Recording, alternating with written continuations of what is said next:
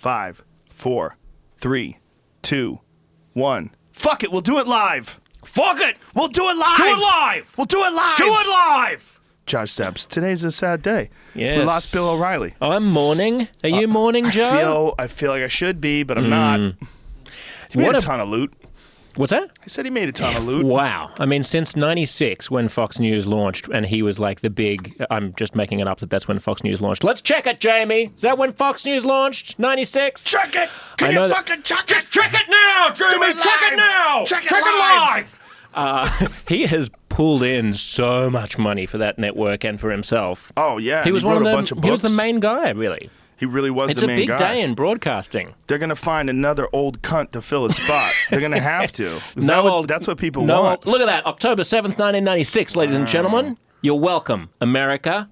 You're Before welcome. that, he was on like Hard Copy or something like that, right? I don't even know. I was too young. I wasn't even here in the States. Oh, yeah. I was a school child in Australia. A little child. I don't remember him from anything else. I just remember him being on O'Reilly and watching it and going, what is... It's like that longing for nostalgia thing. You know, you see an older gentleman in a tie who just said, well, that's the way it is. The tide goes in, the tide goes out. Can you explain it? Like, what in the fuck is this guy doing? That was when he was talking to an atheist, wasn't he? Who was he? Was it? Oh, I don't remember. It was like, maybe it was Ricky Gervais or something. I can't remember, but he was if saying... it was Ricky Gervais. Or maybe it was Sam. Could it have been Sam Harris? No. I don't know who it was. Anyway, some atheist was saying like, why do you? He was like, and Bill was like, I've got the absolute number one reason why you have to believe in God, because tide goes in, tide goes out. Always been that way, always will be that way. Well, Moon goes round, Earth spins round. How do you explain that if not God? It was just super obvious that he was pandering, because the guy went to fucking Harvard. Okay, Bill O'Reilly's not a dope. He might be a douchebag, but he's not a dope.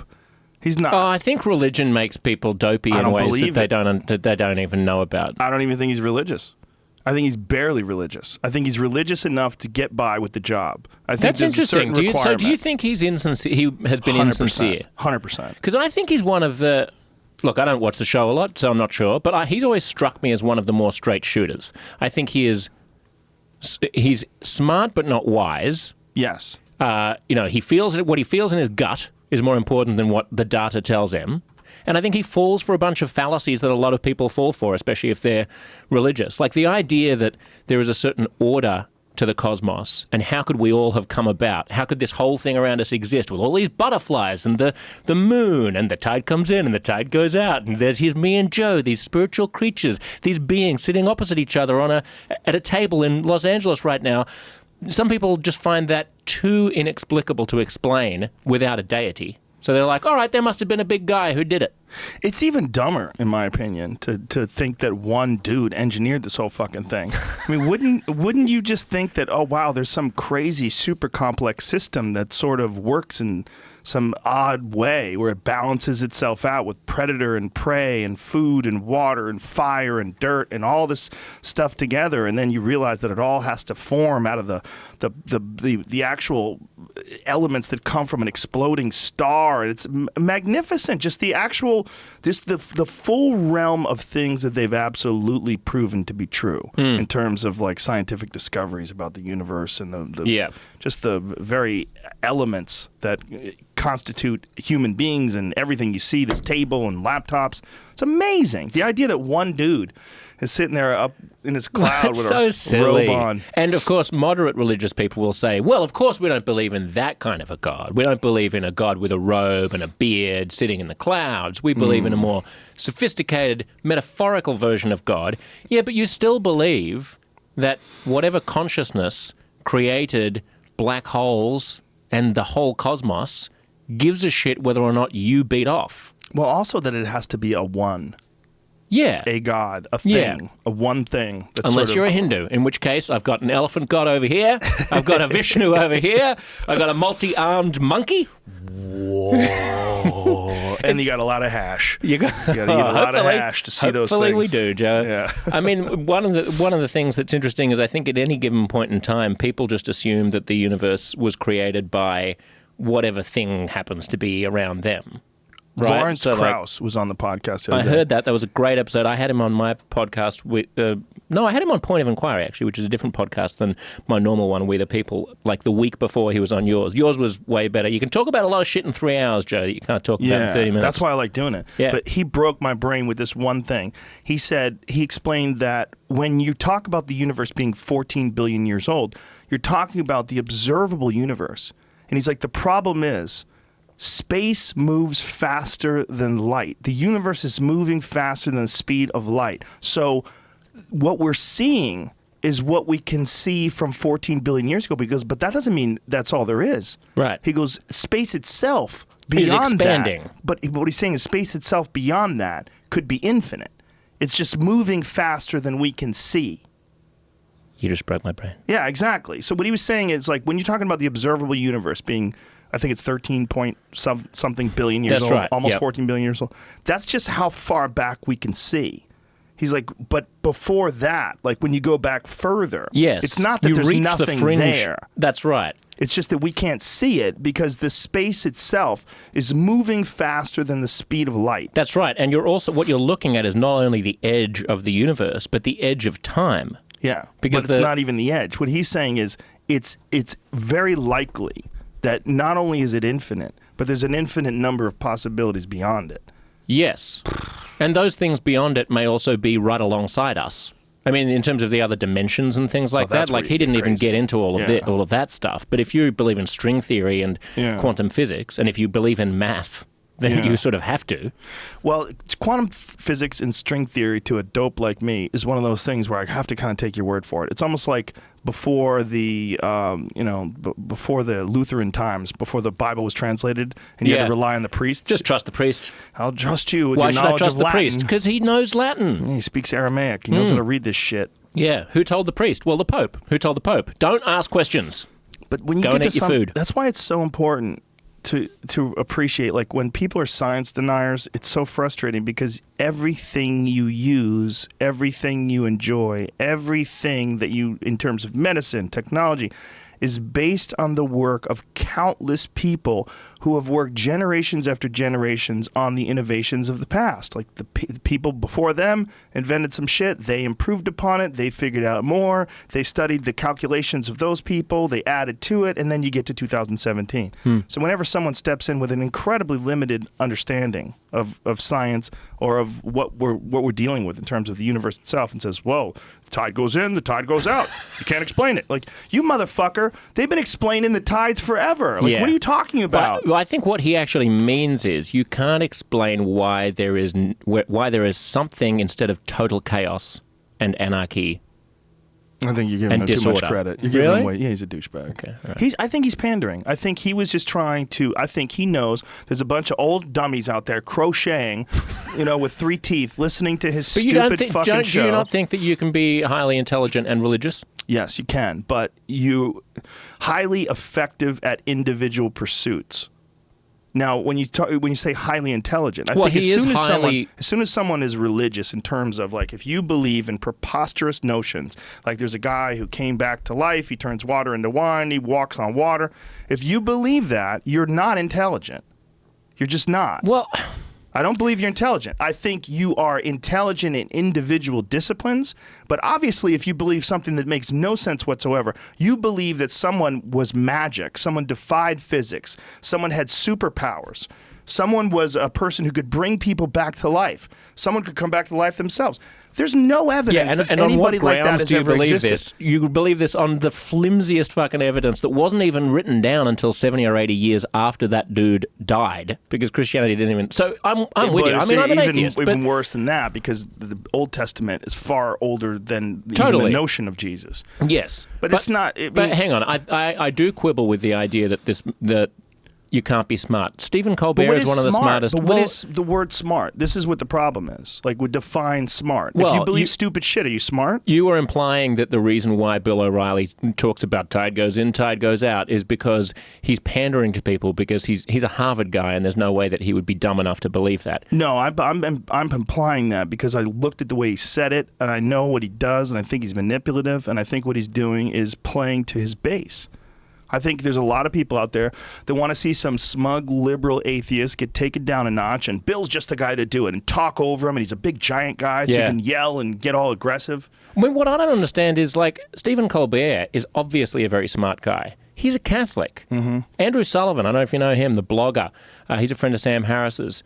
Like, he's a Christian. Good luck. These people find ways of compartmentalizing logic, I guess. So, like, as you say, they believe in something that is totally crazy. I mean, the idea that you can say a certain number of Latin words over a cracker and it'll turn bodily into the flesh of someone who existed 2,000 years ago is crazy magic talk. Well, it's crazy talk. But there are people that are religious that are extremely intelligent, and I agree with you on this, like Jordan Peterson. Right. Who's a brilliant man who is very religious in the sense that he studies religion and he believes there's some fundamental principles that are involved in religion that are inexorable to the human condition. And I think he thinks they're important to our society and to civility and ethics and morals. I don't think he believes people walked on water. I don't think he believes someone came back from the dead. I don't think he believes this stupid shit. And I don't think the stupid shit is even the original story. The huge problem with religion is translation over time. That's one of the biggest problems. The oldest version of the Bible that we know of is the Dead Sea Scrolls. They don't even use that because it's so fucking crazy. If you listen to some of the translations of the Dead Sea Scrolls or you read some of it, it is unbelievably crazy. I mean, it sounds like science fiction stuff. And if you go back to that version of it, I mean, you're talking about stuff that was written on animal skins. They used to do, they did DNA tests to make sure that the pieces that they got, you know the whole story behind the Dead Sea Scrolls? Basically, but they found them in Qumran. These scrolls were written on animal skins, so they were broken up. So to piece them back together, they had to do DNA testing to make sure that the piece of skin came from the same cow. And then they had to try to figure out, okay, where does all this shit go, and then how to put it into place. But they don't even use that version of the Bible. And even if you use the Old Testament, people say, well, that's the Old Testament. We go by the New Testament, which is even more preposterous because the New Testament was written by Constantine and a bunch of bishops. And men decided what to leave in and what to take out. They decided. Of course. And the whole chunks of it are contradictory. This is true of the Quran and the Hadith as well as the Bible. But I mean, we're just talking about the Bible for now. Constantine wasn't even religious. I mean, Constantine wasn't even a Christian until he died. He was converted on his fucking deathbed. I mean, he just did it so that he could unite Rome. He knew what the fuck he was doing. He was getting all these people to operate together. Does this mean there's no God? Absolutely not. Does this mean that I have the answers that you don't have? Of course not. I'm just saying people are full of shit, and that story sucks. It's that simple. Well, I think what we do too much of is confusing two questions, one of which is there a God, without defining what God is, right. And the other of which is there any reason to believe in a particular faith or a particular denomination, to be a Christian or a Muslim or a Jew or whatever? Well, I think we could break it down even further than that. Yeah. People don't know. And anyone who says they know is not telling the truth. Yeah. We're not talking about, well, we do know about that carbon comes from stars when they explode? Yeah, well, that can be scientifically explained and proven. We're not talking about that. We're talking about, do you know whether or not Jesus was a man who came back from the dead and turned water into wine? You do not. No one does. It is impossible. I know with as much certainty that he didn't do that as I know anything about the past. But you don't. But you honestly don't. You don't. Well, how do you know what Napoleon did? You don't. Right. Well, we know historical records. We know the stories of people from back then.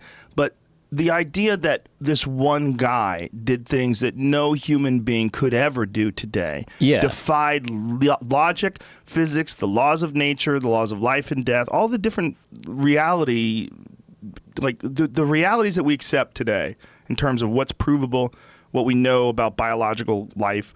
All that stuff was violated by this one guy. Yeah. So it could have happened. It could have. In the same way that the Holocaust might not have happened. No. It's way less likely than that. You reckon it's more likely that Jesus was divine? No, the opposite. It's way more likely that it's way more likely that the Holocaust didn't happen than that Jesus did all of that shit. And I think the Holocaust is 100% real. Exactly, me too. So, I mean, that's kind of my point. Like, there is religious people put an undue burden on non-religious people by saying, look, who's to say? I say there's a God, you say there's not a God. It's a 50-50 toss-up. I'm just going to believe in Christian. I've heard Colbert say this to Bill Maher on his show. Look, I'm a Christian. I've got nothing to lose. If I turn out to be right and Christianity is true, whoop-de-doo, I get to go to heaven. If it turns out that Christianity is wrong, then I just die. But at least, give it a chance. This is Pascal's wager, right? This is this idea that you might as well be religious because, hey, if it's true, you've got an eternity of goodness. But here's the thing. And you avoid hellfire. It can't be true because no one knows. Like, no one has died and given you no one's died with a VCR or a VHS tape recorder and come back with look here, put this in the machine and play it. This is heaven. I've shown you. But it's not even a 50-50 shot is what I'm saying. It's not like Bertrand Russell kind of demolished this idea with his teapot analogy where he said okay, I'm going to claim that there's a teapot circling in orbit between the Earth and the moon.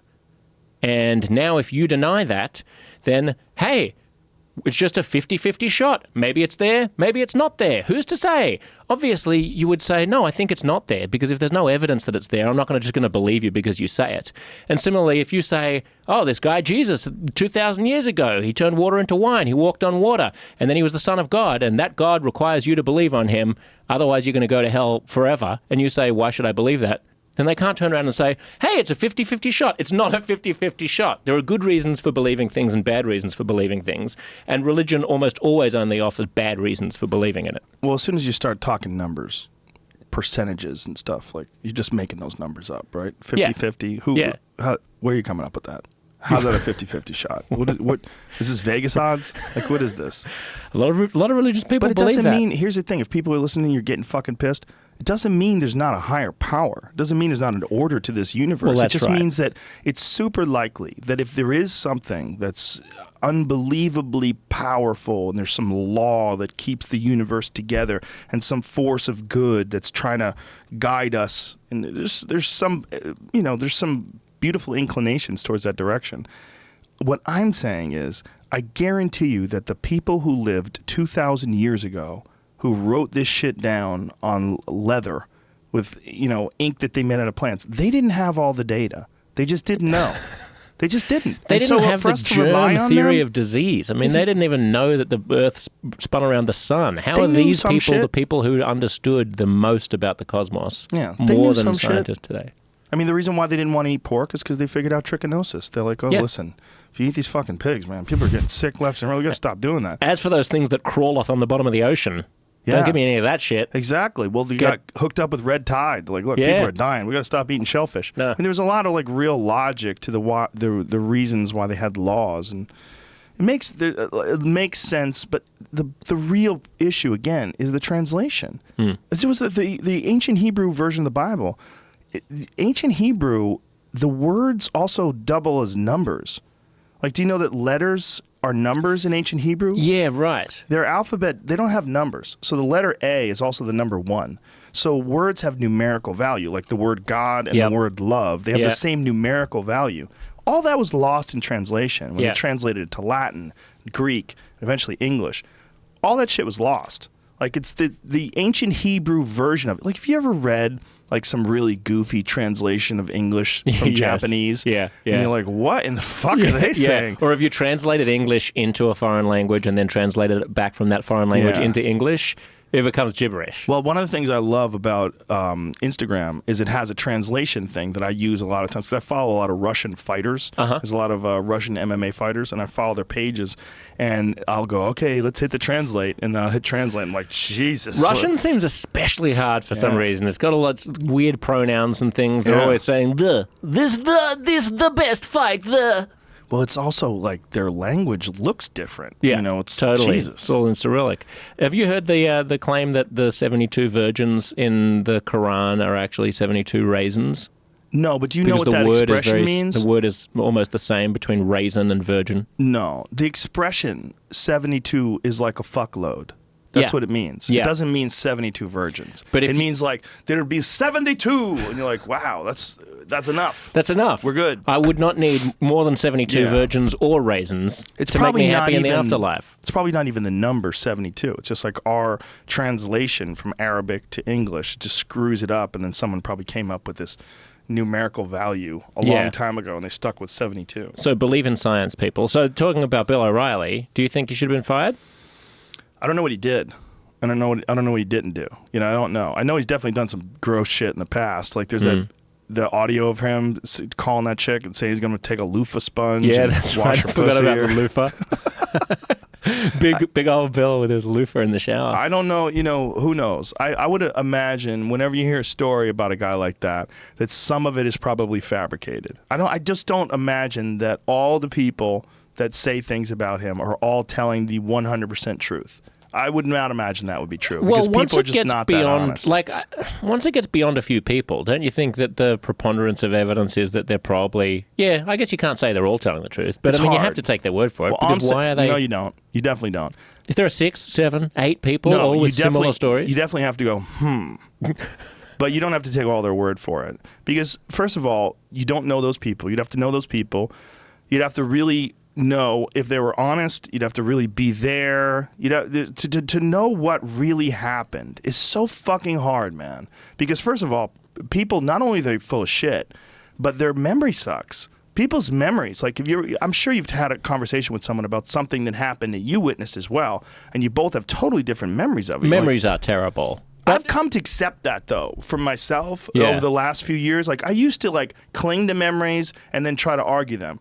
But I think it's been scientifically proven that the human memory is one of the worst pieces of evidence that you could ever call upon. Yeah, the justice system is starting to deprioritize it as well, as it should do, because in the past, eyewitness accounts in courtrooms have been very highly prioritized. Like, they've been very highly valued and prized by prosecutors. Well, I mean, this person points out who in the, do you see that person sitting in the courtroom today, madam? And she points her finger and, it's a slam dunk. Of course, that was the perpetrator.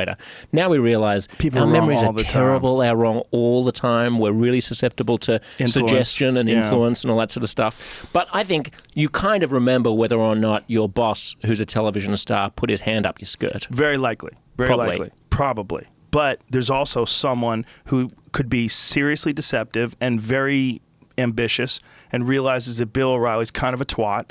And this is what I'm going to do. I'm going to get close to this old cunt. And I'm going to get this guy to get creepy with me, and then I'm going to exaggerate what he did, and I'm going to profit off of it. Yeah. I mean, you understand that they've paid fucking millions of dollars to people, so there's a real industry in getting Bill O'Reilly to get creepy with you. Like, if I was a chick, especially if I was, a really unscrupulous chick. He touched my knee, that's $500,000. He went up the thigh, that's $1.5 million. This guy's a douchebag. This is what I'm going to do. I'm just going to, kind of give him, a semi-green light. Just a little bit. Take it back. A little bit. Take it back. I mean, the problem is, though, that this kind of skepticism towards women's stories about sexual assault is what has permitted people like him to get away with it for decades and centuries, right? I don't agree with that. I take your point that it's hard. How can you know? It's just a he said, she said. I don't think that's I think power has allowed them to get away with it. I think fear and power. The fear of this powerful man. I think that has been more of an influence. But isn't the fear of not being believed part of that? Maybe. I think the repercussions that he's going to ruin your career, that he has influence, and also that if you just play ball, you'll get something from it. Yeah. I mean, I'm not talking about an individual person and saying this individual person is not telling the truth. What I'm doing is just making hypotheticals. I'm just saying, if I was a chick and I was an unscrupulous sort of social climber, and we all know that they exist, and I was the type of person that really wanted to make it in this business, and I was like, look, I'm working for an asshole, and I already know there's 5 chicks who got paid. They've already paid out $13 million. I'm gonna fucking move in on this. I'm interested that Rupert turned on him, Rupert Murdoch turned on him and kicked him out when he's still making a ton of money. He's still the #1 cable show, right? Or he was. Well, maybe Tucker Carlson had a meeting with him. Pulled him aside. They listen, fuck that guy. That the tide guy comes in and out because of the moon. Jesus. Because of fucking gravity. Come on, took the bow tie off. Speaking of someone who will say whatever they think, their audience wants them to say, That think would that's be the guy? Tucker. That's your guy right there. That's with his stupid little bow tie. He doesn't have a bow tie anymore. He got rid of it. So it's a straight tie now. Yeah, yeah. The bow tie's too gay. Exactly. He don't want to be associated with that. Or clowns, or someone who's got like a camera in it. So I'm amazed that he's had his renaissance, Tucker. Like there was that classic Jon Stewart moment when he used to host Crossfire. Chuck Tucker Carlson, and John went on. And he was like, "You're a grown man wearing a bow tie. Stop hurting America." Well, the Jon Stewart was interesting in that regard, where he was funny on his show when he was doing a scripted monologue and talking to people. He was gracious, but that if he came on your show and he had an issue with you, you would find out how fucking smart and mean he could really be. He'd go after you. Absolutely, which is good because I mean Tucker, whatever you think about whether or not Bill O'Reilly believes what he believes, I don't think Tucker knows. Like Tucker has this constant faith. He has this. Have you know? If you're listening to the audio podcast, you can't see my face, but it's kind of furrowed brow and like mouth breathing, kind of like he plays the role of like the bemused clown who I'm just a common man I'm just middle America. I don't understand what you're talking about. And he's like very, very very riding the fence, very kind of riding the fence, very like never quite having I'm just Mr. Common Sense, like I'm just saying it like I see it. Anyway. Yeah, I don't know. I would assume that a lot of these women are telling the truth. What I'm definitely not saying that they weren't telling the truth. What I'm saying is, I don't know. I don't know what happened or what didn't happen. I don't know whether he should be fired or shouldn't be fired. I mean, he fills a niche, right? And if it's my company and you have to worry about this guy representing you, well, okay, I see where you wouldn't want that guy representing you because he's problematic and people think he's a creep.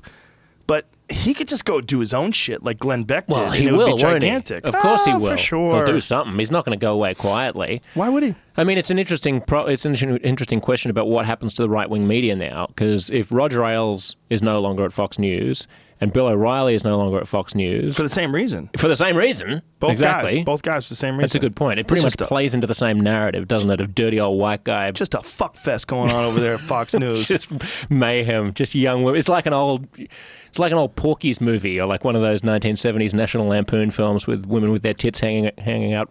People are running around the dorm. Tweeting at Hannity now. You're next, Hannity. Yeah, exactly. They're going after him now. Like, and Breitbart's had its dude Steve Bannon sidelined in the White House, so and he's not even getting along with Trump anymore. No, is that true? I don't know. I'm not friends with him. I love rumors. I don't call him up. Hey, Steve. Hey, Stevie. Hey, Stevie B. How you doing with Donnie these days? Apparently, you guys still close? Jared is running the show now. That's right. I think he had to make a decision, and he kind of sidelined the white nationalist bit, and he kind of empowered the old school Republican orthodoxy. Gee, you'd be pissed if you were a Trump voter, wouldn't you? To have a Jew running shit? Well, not just to have a Jew.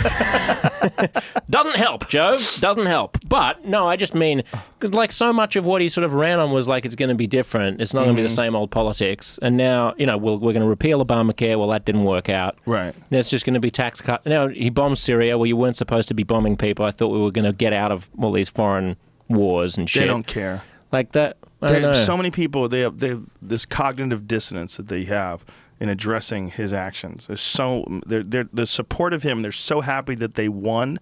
They would never want to take away their victory. Like the people that are happy that Trump is in office are so happy that he won and they won with him, that any little thing that happens, they just come up with some sort of a way to rationalize Some it or of them justify do. it. Some of them do. I saw a story the other day about a county in Pennsylvania or something, which had voted for Obama twice and then voted for Trump because they thought they were going to get change, and they're all just like, well, he just seems like a regular Republican. He's going to try to cut taxes for the rich and go to war with foreign countries. This isn't what we bargained for. But it'll be interesting to see whether or not they flip back in 4 years. Yeah, I take your point that they're just really happy that Hillary's not the president. There's a lot of people that are really happy she's not the president. I think Bill's the biggest. I think Bill's super happy. He's like, thank God. I didn't want to have to go back in there again. I don't know. There's a lot of tail in that house. He gets plenty of tail. Yeah, I bet he does. Outside. Did you see all that shit? Bill O'Reilly in of the WikiLeaks political system? In the WikiLeaks memos about the Colin Bill Powell Clinton? was talking about him banging hookers on the side. No, I didn't. Yeah, it was like talking about how Bill's at home banging bimbos, and there was some thing about. I mean, Colin Powell just fucking puts it in emails. They talk shit. They talk shit like just like regular people. Yeah. Don't put it in an email, people. Have we learned nothing? Don't send it to fucking anybody who's got an insecure server. No. Well, just don't write it down at all. You're not even. You can't even really talk now, anyway, because I mean, things that you're going to be spied on everywhere. I don't know how are we going to have our private conversations to just pour shit on people, Joe? Or just let it fly, just like this, like what we've said here. It could easily have been in a private email. Yep, that's right. You know, questioning whether or not Bill O'Reilly's intelligent, or whether or not he really believes that, or whether or not religious people are actually intelligent. Which clearly there's a lot of religious people that are intelligent. You know? Part of the problem is that people give too much of a crap about things that people have said in the past. I mean, we've spoken about this before in relation to political correctness or something, or like using the wrong language. I think as more and more of what we say gets intercepted, or at least interceptable, in emails and also in phone calls and so on, and we're being spied on all the time, and things can be leaked and things can be hacked, people are just going to have to chill the fuck out a little bit about people's past. Otherwise, we're only going to end up with the most boring, anodyne people in positions of power, because it's only going to be people who've always watched exactly what they say, who have never kind of triggered a tripwire and who have never gotten people angry. Well, in that sense, Trump's the big victory for that. That's right. Because what I said after Trump was elected, that political correctness just took a missile to the dick. Absolutely. This is just, it just shows you could be out there grabbing pussies, talking crap, fucking people. I mean, it's okay. Like it's not. It's the world has changed in that regard. And part of the problem there is that some of the things that he says really are bad. Like, I don't think that it's appropriate to talk about women the way that he talks about women. I don't think it's appropriate to talk about. You mean the grabbing pussy talk? Yeah, basically. But that's basically. The problem with that is he's talking to a dude and trying to make him laugh. Yeah. I mean, he's having a private conversation with a guy, and he's doing what he called locker room talk. Yeah. But guys talk shit, and they say things they don't really mean. And what he said was, and I'm not an apologist. Just let me get this out of the way. What he said was, you can just grab them by the pussy. They let you. You could do anything that you want when you're a big celebrity. Yeah. You just grab them by the pussy. Yeah. Like, what he's saying is not, I grab women by the pussy and I sexually assault them. What he's just being totally outrageous. It's like a punchline for a joke. He's exaggerating the reality of the situation. He's saying he's so famous. He's saying when you're as famous as me, you can do anything. You can grab them by the pussy, which implies that he's tried it. Let you. He's saying they let you, meaning implying consent. Right, I see. He's not talking about sexual assault. So when people are saying, he's doing sexual assault, no, he's talking about girls that are enthralled with the fact that they're around this guy who has his fucking name on skyscrapers, and he flies around with a jet with his name on it. And if you're that type of woman, and there's that type of men, there's that type of women. It's not a gross generalization about men or women, but guaranteed there are some women that when they're in the face of a guy like Donald Trump, they react that way and they let him do anything they want and they love it. Yep. There is that possibility. There is that possibility. I also thought that the phrasing of that term was kind of funny. Like, they let you grab them, but like, how do you grab a pussy exactly? Like, where do your fingers go? Like, where does the thumb? Who's doing like? So I just thought what it sounded to me like was someone who is inept sexually. Which by many accounts he is. Like, there are lots of accounts of like when he was married to or dating the most beautiful people, he'd be downstairs eating Cheetos, watching late night cable news while they were upstairs. Like, but how do you believe that or not believe that? Just compare it to whether or not it comports with what else you know about him, which is that he's very image focused and cares a lot about being thought to be the best at everything and the most glamorous and the richest. So you would imagine that it would be consistent with his personality that he would want to present a front of being more of a slayer and more of a sexual demon than he actually is. Sexual demon. That's a great name for a band. Sexual demon. So the grab him by the pussy, it sort of reminded me a little bit of the way that 15-year-old boys would talk to each other. Yeah. Dude, I totally just grab him by the pussy, man. Guys say ridiculous things that they don't mean to get other people to laugh. I will grant you that. And I'm sure girls do too. I mean, my point about political correctness is that I don't think Trump is our best ambassador for the anti-political correctness brigade. No, right? Agreed. And part of his rise, part of the backlash, is a backlash against we've had so many conversations that we all know it by now. We're bored of like people who absolutely lose their just go crazy because you use the wrong transgender pronoun or something like that. Right. Or, you say he instead of she or whatever it is. All these tiny, or microaggressions and stuff like that. Or all of that kind of bullshit, I think, gave rise to an environment in which people were so frustrated with political correctness that they unleashed, and it was like a pressure cooker exploding, and the Trump hair went everywhere. And He's the Trump, Kraken. Yeah. Exactly. But I don't think, things would have been better if we hadn't gotten to that place and we could all just take a chill pill. I think we need to learn, and I think we need to make mistakes so that we can learn. One of the things that's really unfortunate is that he doesn't tell the truth, and that he's the president, and he shows that you can just not tell the truth and be the president. Yeah. About all kinds of things. Yeah. The alternative facts analogy. What?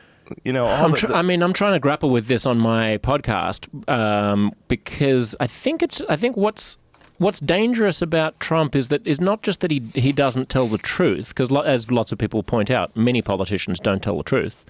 It's that he doesn't even care that he's not telling the truth, and he doesn't behave as if there is such a thing really as truth. Like the other day, he talked about the warships that were heading for the Korean Peninsula. Did you see this story? He said that we've got this aircraft carrier which is going towards Korea. It was going in the opposite direction to Australia to not attack Australia, but do a military exercise with the Aussies. And then Sean Spicer got the press corps went crazy, and the White House correspondents, and Sean Spicer was like, "Well, he was saying that it had been heading, it was going to be going to the Korean Peninsula, but it was just on a detour." So he wasn't saying the actual direction of the aircraft carrier. He was saying that he was talking about the overall strategy of what, and like. Poor old Spicy is out there trying to make Trump's statements comport with something, with reality in some way. But Trump is just an explosive, like, vomit machine, just tweeting out stuff that doesn't even have to map onto reality at all. And he almost seems to take pride, I think, in the fact that he can say, whatever, million people at the inauguration.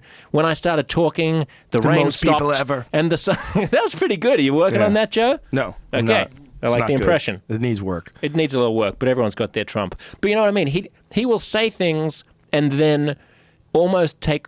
I feel like he gets his rocks off through the sheer audacity of being able to say whatever the hell he wants and just make his opponents go crazy because they don't even. It's a game of whack-a-mole. Then, right? It's like. Well, you the said this problem was is he's not untrue. a You said that was politician. untrue. So he's acting as a politician for the first time in his life, and he's 70. So for his entire life, he's been this braggadocious guy who has exaggerated facts and built up this amazing persona and exaggerated wealth and obviously very successful, but exaggerates that success. So like the thing about him winning the inauguration, you remember that really interesting exchange that he had with a reporter? There was a young reporter, and he was up there saying, "We won by the largest margin ever." The largest margin in the electoral saying, college. And this guy was guy like, "That's said, not true." Yep. And he said, "Well, the largest for Republican. a Republican, and He that's said, also not true." So he said George H. Bush or George Herbert Walker Bush had much larger margin. Yep. And so he explained to him, he goes, "Well, you will agree that we won by a substantial number." Yeah, Like, exactly. Well, you are the president. Thank you. Like he was like, "Good, I won." Tic-tac-toe. Exactly. It's just he's not a politician, and that's what people like about him. But then he starts doing all these different things, like, he's trying to get all these different plants to reopen and give Americans jobs, and they talk about all the jobs that have been created, and people get excited, and he signed this new thing yesterday, American made, American sales, and trying to encourage people to buy and make American, and then trying to get rid of foreigners that are sneaking over here and doing bad things, and the base, the people that have been clamoring for that kind of response get very excited. That's and they go, true. "Well, we'll deal with the lies. The lies are fine as long as he opens up that Ford plant. The lies are bad, but look, he got those Guatemalan terrorist drug dealers out of Chicago or whatever. You know what I mean?" Yeah, and I think that there's a feeling that the whole people who regard themselves as being custodians of the truth are hoity-toity, out-of-touch elites who've been shitting on the Trump support, the honest, hard-working Trump supporter for so long that they deserve to be slapped in their face with a little bit of untruthful truthiness from time to time. When you the see someone journalists and the judges and the academics. People smarter than you. Yeah. People more educated than you, and they're Higher up the spitting out social- facts, and it makes you humiliated. Yeah. You feel dumb. Yeah. Like the tide goes in, the tide goes out. Can you explain it? It's kind of the same thing. It That's the is. appeal. Yeah, that's right. Bill got him with that tide thing. Yeah, that's right. There's nothing you can say about that. Don't go in and go. I mean, people do love when liberals get their comeuppance. Yeah. And liberals are really classically associated with education, with higher education, bigger vocabularies, universities. It's one of the funny things about Trump that he's the anti-elitist, as if it is non-elite to be a Manhattan real estate billionaire. You know, how is that the anti-elite? You just have to say it. Candidate. I mean, remember when George Bush pretended he was from fucking Texas? A lot of people don't realize. He's from Maine. He's from the Northeast. He went to Yale. Maine. Yeah. All he did in Texas was clear brush. But he Just went over always there, clear and brush. did it when people were looking. Yep. The camera's rolling. Absolutely. Chainsawing down trees. But it's the American way. You pitch people an image. I mean, it is why they have publicists. It's why. I mean, when you say though that Trump is he's not a politician, that's what people like about him. Yeah. The worry is that when you're president of the United States, shit you say has an impact, right? It is an important position. So things that you say can be misinterpreted by the Koreans or the Russians. And there's if you are the president, you should know that people in the executive branch, such as the president, people in the White House, should not disparage people in the judicial branch, right? Because we have a separation of powers in the United States of America. So when he made those comments, for example, about the judiciary, I think a lot of people think why is everyone getting their tits in a tangle about just because he said that the judge was, implied that the judge was biased in the Trump University case. It's because presidential candidates shouldn't be shitting on judges. Right. Because otherwise you end up with situations like you've got in Venezuela or now in Turkey. They've just had this referendum over the past weekend which gave sort of quasi-dictatorial powers to Turkey's president. Yeah, in the We're last seeing 2 similar months, things happen to Hungary. Venezuela and Turkey have become dictatorships. Essentially. And pretty look, close. Russia has done that over the past 10 or 15 years. And when you listen to people who are experts in these things, they always say, I was just listening to Masha Gessen, who's do you know Masha? She's a Russian journalist who lives in the States now. Fascinating person. She'd be a good person to get on the show. And she was saying that the things that nascent dictators always like to do is take down a peg people who rely on facts for their living. So that's journalists, it's people in the judicial department, and it's academics. So it's judges, lawyers, academics, and so on. That's always what you see, like the Putins, and again, the sort of Bill O'Reilly mindset of tide goes in, tide goes out. Hey, I'm just a regular guy. I've got my gut going for me. I don't need all these fancy book learning. It's just you and me. Let's go to Washington, D.C. and take it back from those fancy elites. We're going to make America great Make again. America great, right? And we're going to do it just with our balls. We're going to grab them by the pussy and we're going to drag this country into the 21st century. Come what may. Dude, you should run for office. You can't. God damn it, you're from another country. That's a stupid rule. It is. America. Most countries don't have that natural born rule. Most countries, if you move to that country and you become a citizen and you live there for a certain period of time, sure, you can run for the highest because office. you want to run for office? I'm a little offended, Joe. Would you run for office if it was available? I think I can run for office. I think I can't run for president. Right. Obviously, Arnold Schwarzenegger was governor of That's California. correct. Exactly. So I hereby announce my candidacy for the governorship of California, Joe Rogan. But you don't even live here, dude. I do now. When did you move? I've kind of oozed between New York and Los Angeles over the course of the past 4 months. Yeah, but you're an elite bi-coastal guy. There's no way we're going to accept you. Exactly. You're an elite bi-coastal guy and from another country. Look, if I was Al-Qaeda, I would say the way to get somebody to slip them in is not to get some brown guy who looks like an Arab. Get an to Aussie. Get some handsome Aussie. No one's going to think that an Aussie. Especially a gay one who's married. Exactly, that's right. A married gay guy. I'm having twins, Joe. Oh, my goodness. With How are you doing my that? husband. How does that work? It's very complicated. Do you have somebody that carries them for you? Yeah. Does she live with you? No. Oh, that's weird. Yeah. No, Make sure she eats right? Yeah, we're trying. I don't want to be that. I don't want to be a controlling. Whose jizz did you choose? We used my jizz because because you're the boss. You must be I'm the husband. boss, exactly. Are you the dad? How's it we work? haven't figured that out You're yet. both the dad? I didn't say we had twins yet. They're in the oven. I have a couple that lives down the street from me. They're a gay couple, and I've known them for probably about 15 years. And they have a child, and I watched this kid grow. They went through the whole thing. And they went through the whole thing. Their kid's friends with my kid and has been since it was a baby, and he's about 7 or 8 now. And they went through the whole thing where they had a surrogate, the whole deal. She carries, and then at the end of it, she's like, I'm keeping this. Oh, wow. Yeah, they paid for the kid. And and that was kosher? She won. I mean, she got Jeez. it. Yeah. So Was they that had to in start all California, over do you again. know? Yes. No, that's unusual because California is usually, our surrogate's not in California, but it tends to have pretty good pro-family surrogacy laws, by which I mean it makes it hard for the surrogate to change her mind at the end. Yeah, well, they did it in 2000. It was like early 2000s. Oh, yeah, that might have changed since then. Do you know bloody Australia?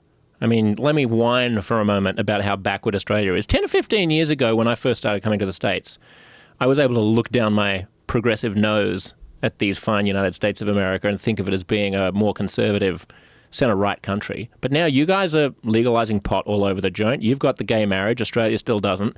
I feel like a lot of interesting stuff is going on in the States on the progressive side of politics and culture that Australia has just been too slow to pick up. So on the question of surrogacy, there's this weird alliance in Australia that also exists in some communities here in the States between essentially extreme feminists and right-wing Christians to say that women should not be allowed to take money to be surrogate carriers.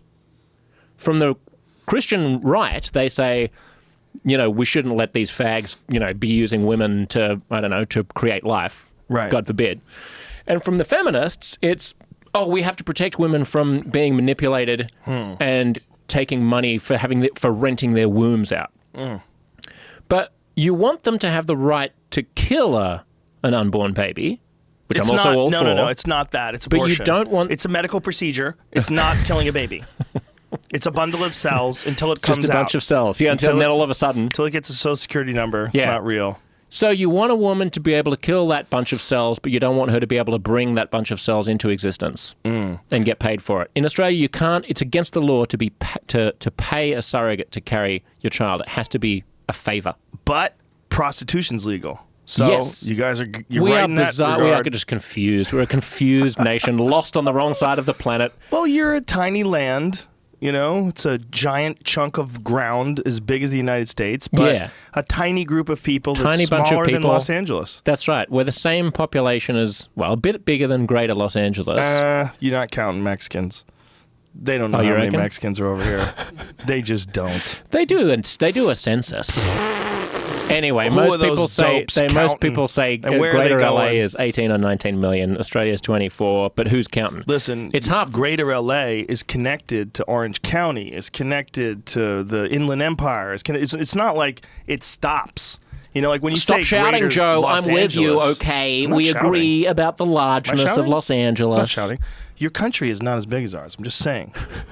But it's the same size. That's same size. Yeah, if you exclude Alaska, then it's the same size as the United States. The contiguous United States. The contiguous United States, exactly. And it's got basically half the population of California. Yeah, you have a tiny little spot. I know. It's in terms of human beings. Well, so you have want to some talk wacky tiny. laws. Have you been to New Zealand yet? No, I heard it's awesome though. It's great. I want to go. That is a small place. God, it's gorgeous though it's too. It's beautiful. I'm half New Zealand. Are you? Yeah. How do you know? Aren't they the same shit? Yes, basically. It's like it's like being half Canadian. California saying they're from Nevada. Do you even know? Well, it is a different country. It's like Canada. It's our another Canada. Island, right? It's another island. It's 2 islands. Yep, you got to fly over there. Yep. Or row. Can you row? 1,200 miles. Can you row 1,200 miles? Fuck yeah, Polynesians can. That's true. They can and did. They did. That's how they got to Hawaii. Tonga used to control basically all of the South Pacific. They were absolutely badasses. See the size of those fucking people? Yeah, they're big. They're giant. They have giant bones. But how do they fit in the canoe? They build big canoes, bro. Very big canoes. Imagine a canoe full of Tongans. You find a big tree. 350-pound Tongans. They're big humans. They were probably really big back then, too. Even when people weren't as big, they were probably bigger. I think they've always been bigger. Yeah. Although Americans are giving them a run for their money right now. And Aussies starting to get fat. Well, it's food. Food's the high protein count. I mean, you've seen it in Japan as well. People are just larger. Yep. They're eating more food. And we're eating more sugar. That too. Well, there's also I had Gary Taubes on, who wrote that book, The Case Against Sugar. And one of the things that he was saying that was really kind of interesting is that when you feed people a higher sugar diet, the higher insulin count is actually making larger people. So he's talking about his kids. and that like he almost like wants to feed his kids more sugar to make bigger athletes. And I'm like, that's crazy. So bigger, not in terms of having more body fat? Larger Larger. humans. Larger humans. Like taller as well? Bigger. Yeah, just bigger people. Yeah, there's some evidence that How points bizarre. to the high sugar diet as well as the high protein diet are contributing factors to people being larger. Could I just eat a lot of donuts? Not now. Not Too anymore. late. Too I've missed late. the boat. Yeah, you how old would I have had to be when You I have went to on be my like a donut little binge? kid. I think you have to be like Okay, a well, little I'm about kid. to have a couple of twins. Feed Just those shove little them full fuckers of sugar. stuff their faces full of chocolate. Best Yeah. news they've heard all day. You just got to get like to the wall of diabetes and pull back. Oh, this would be great. By the way, I just want to get real clear. I don't know what the fuck I'm talking about. So don't go feeding your kids donuts.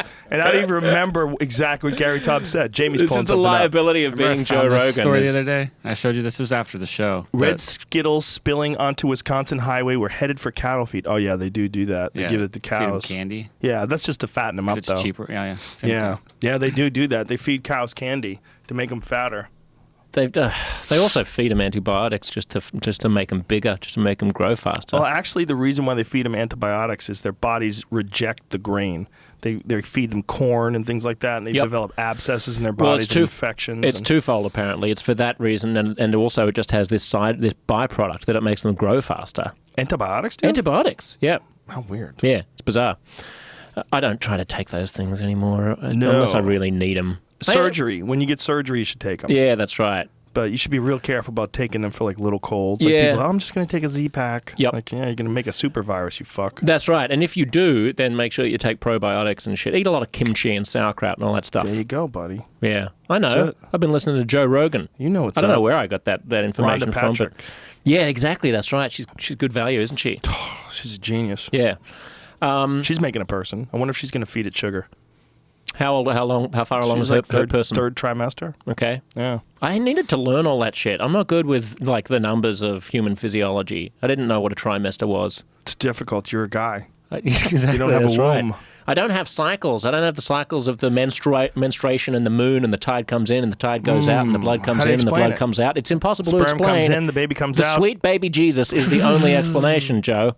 So explain to me what the law is right now in Australia. Like, can you hire a surrogate, or is it being pushed back? Well, or? it's a state-by-state thing because Australia is also a federation like the United States, which used to be a bunch of separate colonies. So it used to be a bunch of, penal colonies that Britain, basically after the American Revolution, Britain had nowhere to send its criminals, and it was a very, very tough law and order state in the 1700s in the UK. Like if it was the 3 strikes and you're out, that wasn't even the start of it. And there was incredible inequality. There was no welfare, obviously, and no food stamps and shit like that. So people who were starving would steal a loaf of bread, and you do that twice, and they'd be like, all right, we're going to send you to the moon, which is essentially Australia, right? So they went and found, they discovered this great southern land that had been rumoured about and had been kind of sketched on the edges by some of the explorers from the Netherlands and from France so far, and they sent out Captain Cook to settle it, basically so they would have a place for British criminals to, a huge, vast, sunburnt land for criminals to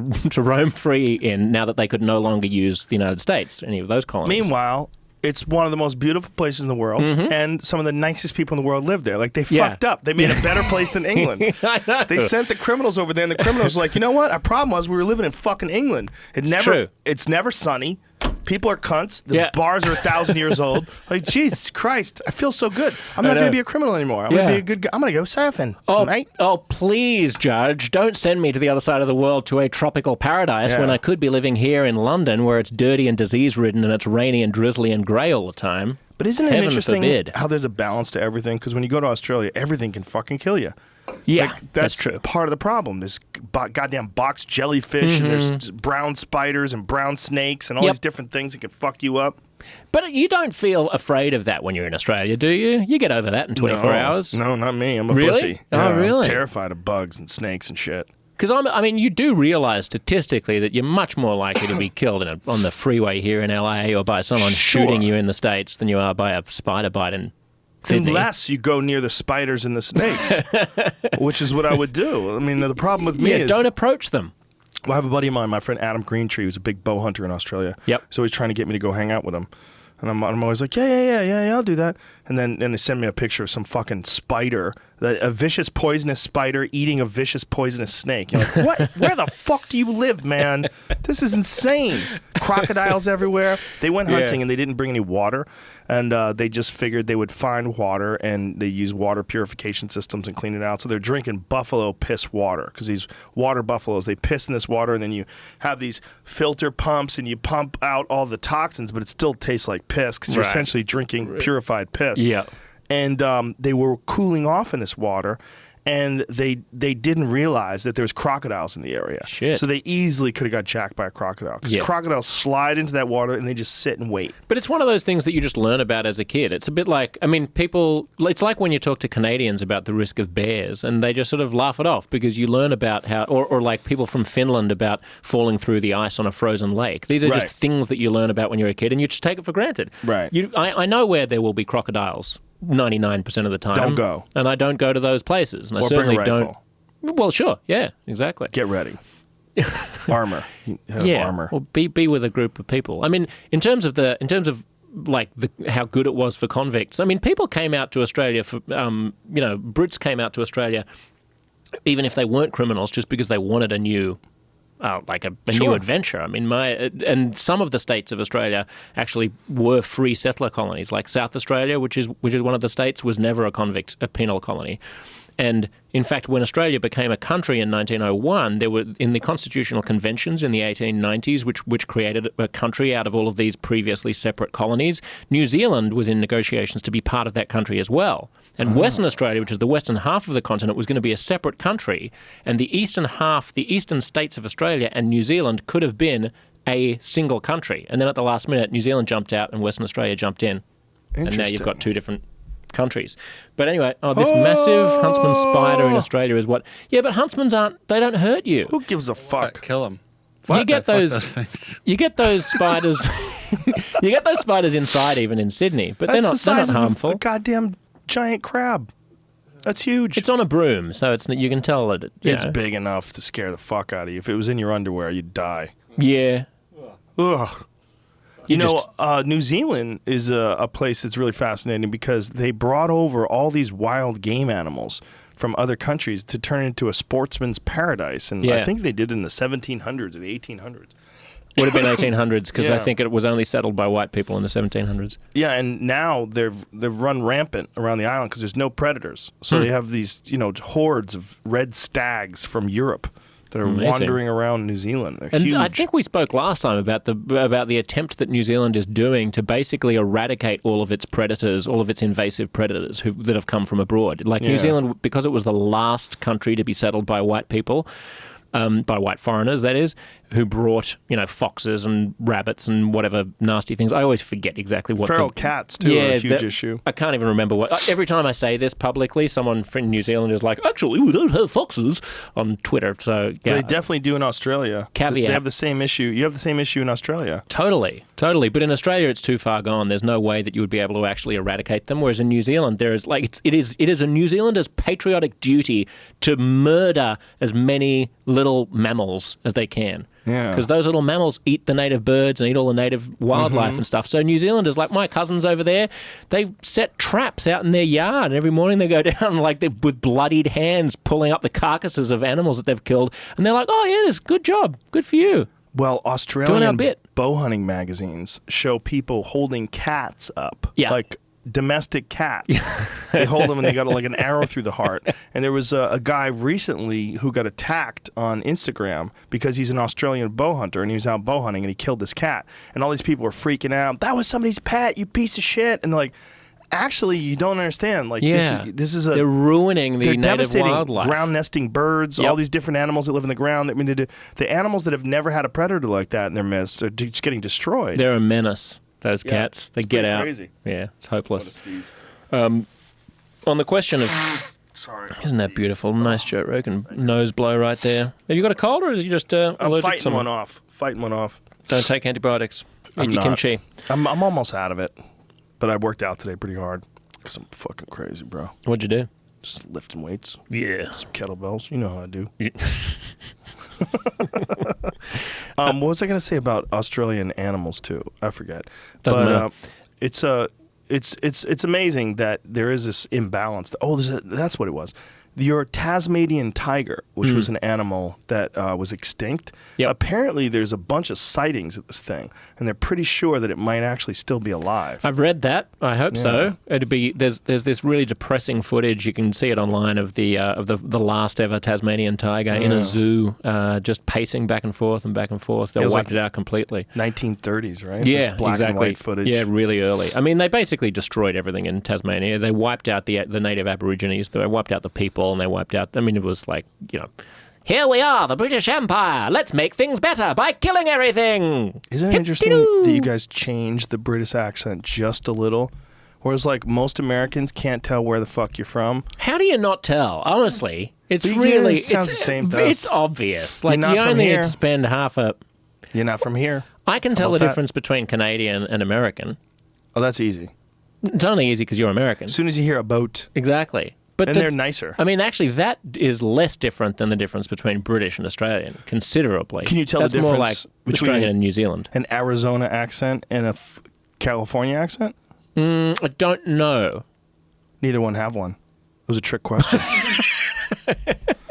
Come on with an Arizona accent. What the fuck is an Arizona accent? Yeah, no, the only American accents that I can easily pick, apart from the big city ones, because you can tell Boston, you can tell New York, you can.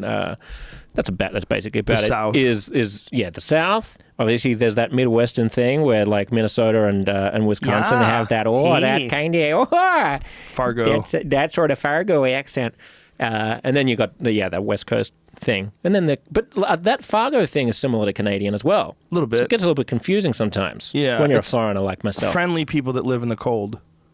That's right. Yeah. Yes. They have to be like helping each other out, sense of community. Canadians are sort of like Aussies. They were also big landmass, not very many people, mostly inhospitable. Most of them are huddled along one stretch of land. In Canada, it's the border, and in Australia, it's the coastline. Yeah, I think they have less people than California as well. Yeah, they have about the same. I think they have a bit more than Australia. I think they're they're like in the 30 million 30s. or something. Yeah. Yeah, exactly. I'd move there. Those are the two places I'd move, by the way. If I didn't live in America, like if some shit hit the fan here. If California, if California slid into the ocean, a big Yep. earthquake or something, I would either live in Canada or Australia. Those are the two Canada's spots. cold, Joe. Are you aware of that? It's very cold not up there. Vancouver. No, but it's rainy and cloudy and grey. It's beautiful. It's green. On the 3 days a week when it's a year when it's sunny, it's beautiful. People are cool as fuck. 362 days a year, horrible. Nah, don't be a pussy. Drizzly. So what? Stay inside. Gets Didn't me you have a roof? down. Gets me down, Mr. Aw, Rogan. sweetie. I tell you, Take when vitamin D. when it is, there's something I guess I get seasonal affective disorder because my sister-in-law is from Finland, and when I go to Finland and it's grey and dark, I don't feel good. You get sad. I get sad. And I don't mind the cold. I don't mind the really frigid, freezing cold. I lived in New York for 10-ish years, depending on how you count it. And the winters out there, when it's crisp and bright and blue sky. I mean, you grew up in the Northeast, you know what that's like. When it's a nice day, I don't actually care if it's only 5 degrees Fahrenheit. If it's like sunny. Right, but But that's I the don't thing. like gloom. New York and Boston in particular, it gets really gloomy in the winter. I definitely think that affects people. It definitely used to affect me. But it's not as bad.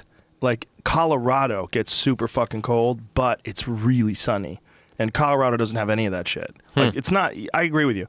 It's not necessarily the cold as much as it is the lack of sun. We need clear skies. That's It makes right. us feel better. Yeah, that's what I don't like about London and Amsterdam and cities like that as Seattle. well. Seattle, I'm Vancouver. going to Portland tomorrow. Holla, 2 shows. Oh, great. Can't Nice wait. city, but again, Fuck you. Portland's awesome. how many days of the year does it rain? 289 days of sunshine in Vancouver. Well, that's what a are you, piece of pussy? bullshit. What is Jamie? What are you looking up here? does say Wikipedia. Current results. It does say there's 166 days with measurable precipitation, so that So a little doesn't bit. add up. But it No, says it does on because average. it rains part of the day. But hang on, 289 Measurable, days sure, of yeah, sunshine. yeah. That just might mean that at some point during the day that there was a glimmer of sun. That's all I need, bro. Just set up a little alarm to go. Ding, and I'm there's good. I know we're still on a planet. I know there's still a star above us. I'm good. Have you seen about the election in? There are quite a few stories coming out of Europe this week. I did my podcast today about there's the British Prime Minister just called a snap election. Yeah, I saw right, that. to try to reaffirm her mandate for Brexit. And the French are going to the polls next week for the first round of the presidential election, which could see the far-right leader, Marine Le Pen, win in France. And if she does, she wants to crash out of the euro currency, do Frexit instead of Brexit, crush. And if France leaves the EU, then that actually is all over. Like, and Britain can leave. If that happens, when would France leave the EU? I saw that there's massive anti-fascist protests this week. Yeah. So so the way that their electoral system works is they, instead of doing it all on one day, they basically, whoever can run and get on the ballot, there's like maybe 8 to 12 candidates who are on the ballot next week, and then assuming that one of them doesn't get more than 50% of the vote, which they almost never do, that then goes to a second round ballot, which is next month, and that's the actual presidential election between the two main candidates. And what it looks like is that the far-right leader, who is softer than her dad who founded the far-right party was, but he was like a Holocaust denier and like serious anti-Semite, and she's just an anti-Muslim, like anti-immigration, anti-EU sort of like more right-wing version of Trump. She will get through in next week's election, which means it'll be between her. I don't know. The polls say she won't, but the polls didn't say that Brexit was going to happen or that Donald Trump was going to win either. So the question is, will people stay at home? Because the person who she's most likely to be running against is just this kind of slick, nice, handsome, doesn't really believe in anything, not really a politician, but kind of pragmatic. I mean, maybe that'll work. I don't know. But it's a bit of a worry if you care about the stability of Europe and like Germany and France not ever being in a war again, for them not to be knitted together into the European Union. I do worry about it. And then there was the Turkey thing that we were talking about. So we've got these kind of pieces of jigsaw puzzle that have been bashing around in my head over the past few days about, like, will we look back on this period as just a starting point to something even bigger? Like, I already think that it's amazing, like, that Trump is amazing. Like, I mean, if 2 years ago, when was I first on this show? Maybe 3 years ago or something like that? Something like that. If someone had walked in that door and said to us, okay, in 2017, you're going to be back on the show, you're going to be talking to each other, and the FBI will be conducting an active investigation into whether or not the government of the day conspired with Putin in Russia to spread misinformation and illegally hack the emails of the Democratic Party. Oh, and by the way, the president is Donald Trump. And we know that the hacking happened. We know that the Russians did hack this and did spread misinformation, but the only question is whether or not the FBI is trying to figure out whether or not there was active collaboration with the government. What do you think about that? I mean, we would be like, that's a cartoon. That's a fucking cartoon story. That is crazy cloud cuckoo land. And so that's where my head has been at. But that would have been, if we did have that conversation, that would have been before the nightclub shooting in Paris. That would have been before the truck ran all over those people in Nice. Yep. Like those terrorist attacks that they have had over in France and in Germany have scared the fucking shit out of people. Yep. And letting all those people in from Syria with no vetting and letting a lot of Muslims come into the country that may have some real hate in their heart for this new land that they've found. I mean, they've got some real issues. Yeah. And that's when a person who's a fascist who comes along, who's like this anti-immigration, comes from a racist background, super right-wing, that's when those people take hold. Well, this is what I always say. I'm talking to Sam Harris tomorrow on my podcast, and this is something that he and I talk about a lot, which is we have to find a new way to converse about the problem of Islamic jihadism without being so full of shit. If you are a globalist and an internationalist like I am, if you basically believe you're a globalist, that's a negative thing. I know. I've only started using that term lately because the alt-right thinks that globalism is like this Jewish, global conspiracy. You're a globalist. You're trying to take over the world. I'm an open-minded person, so I think I would define it as being someone who doesn't like borders and who doesn't like nationalism and jingoism and believes that we are all one and should try to get along. You know what I hear, bro? I hear New World Order. That's what I hear. This motherfucker's New World Order. I can't believe we had him on the show. Concentration camps! Was that an Alex Jones impression? It was getting close, wasn't it? Alex Jones is a performance artist.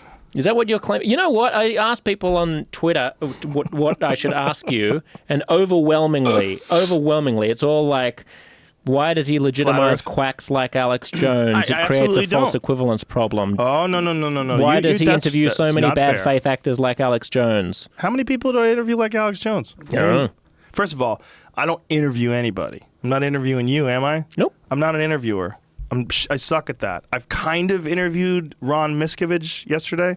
I talk to people, and I record it. That's it. I'm not a journalist by any stretch of the imagination. Alex Jones has been my friend for 20 years. He's fucking crazy. I showed everybody how crazy he was on my podcast by getting him high and drunk and have him talk about interdimensional child molesters. If you watch that and you think I'm legitimizing Alex Jones in some sort of a way, then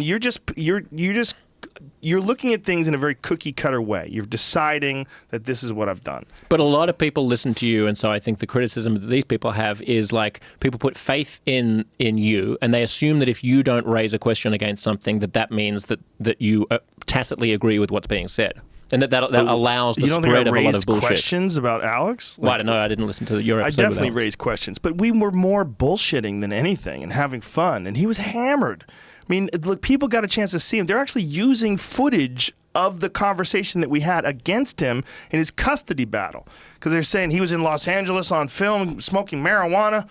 He's a loose cannon. And that's literally being Bet he used regrets against that. him. He doesn't. He doesn't give a fuck. Really? They asked him a About his question about his custody kid. battle? They asked him a question about his kid. He couldn't remember. He goes, "Oh, I'm sorry. I had a large bowl of chili for lunch today. I can't remember."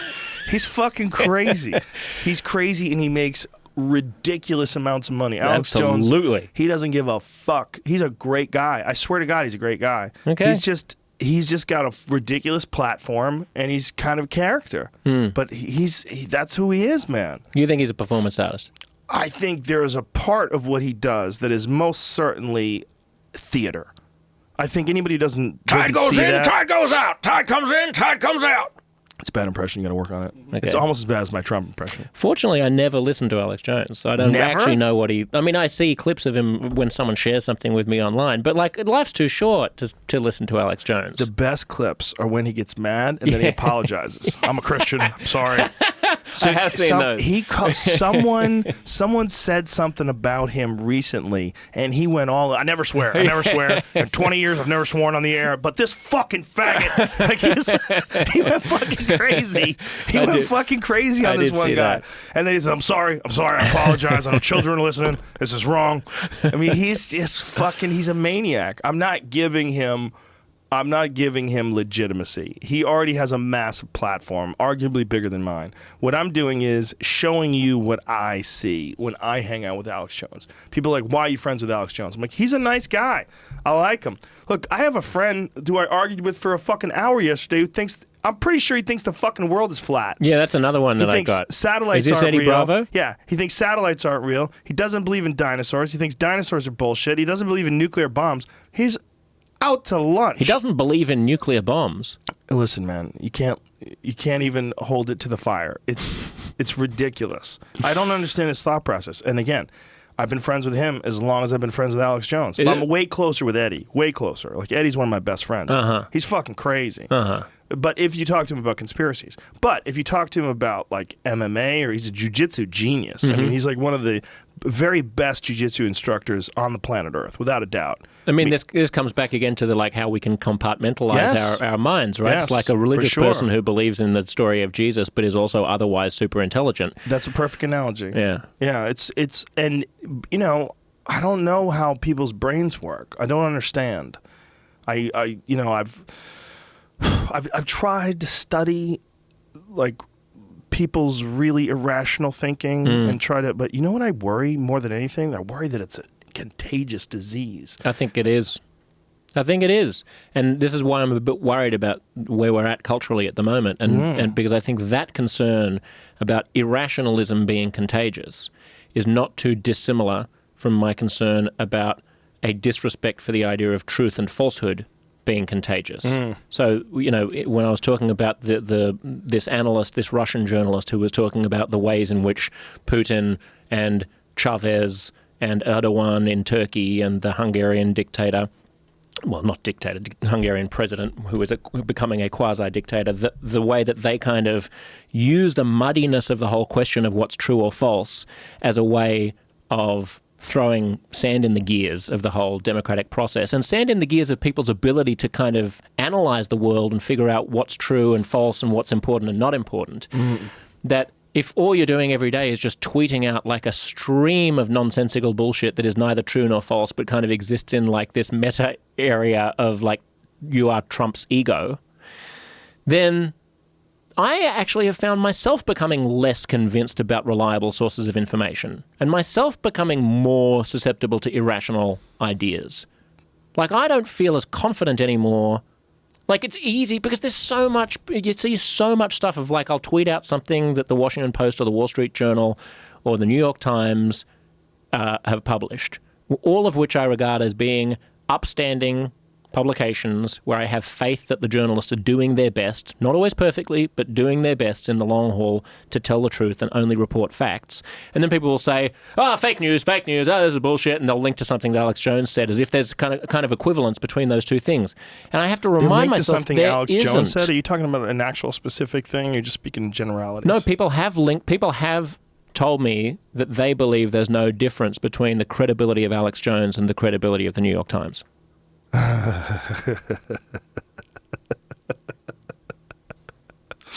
Does the New York Times talk about interdimensional child molesters? Not yet, but let's give them time, Joe. It's early days in this the administration. New York Times has fucked up in the past. Yeah. And they have strayed from unbiased journalism, which is an issue. Because as soon as you start doing that, as soon as you editorialize the news, you open yourself up for people who point out that you editorialize the news and then point out the fact that you're biased. And Look, they have been. That's an issue. And I think they realize that has been used against them.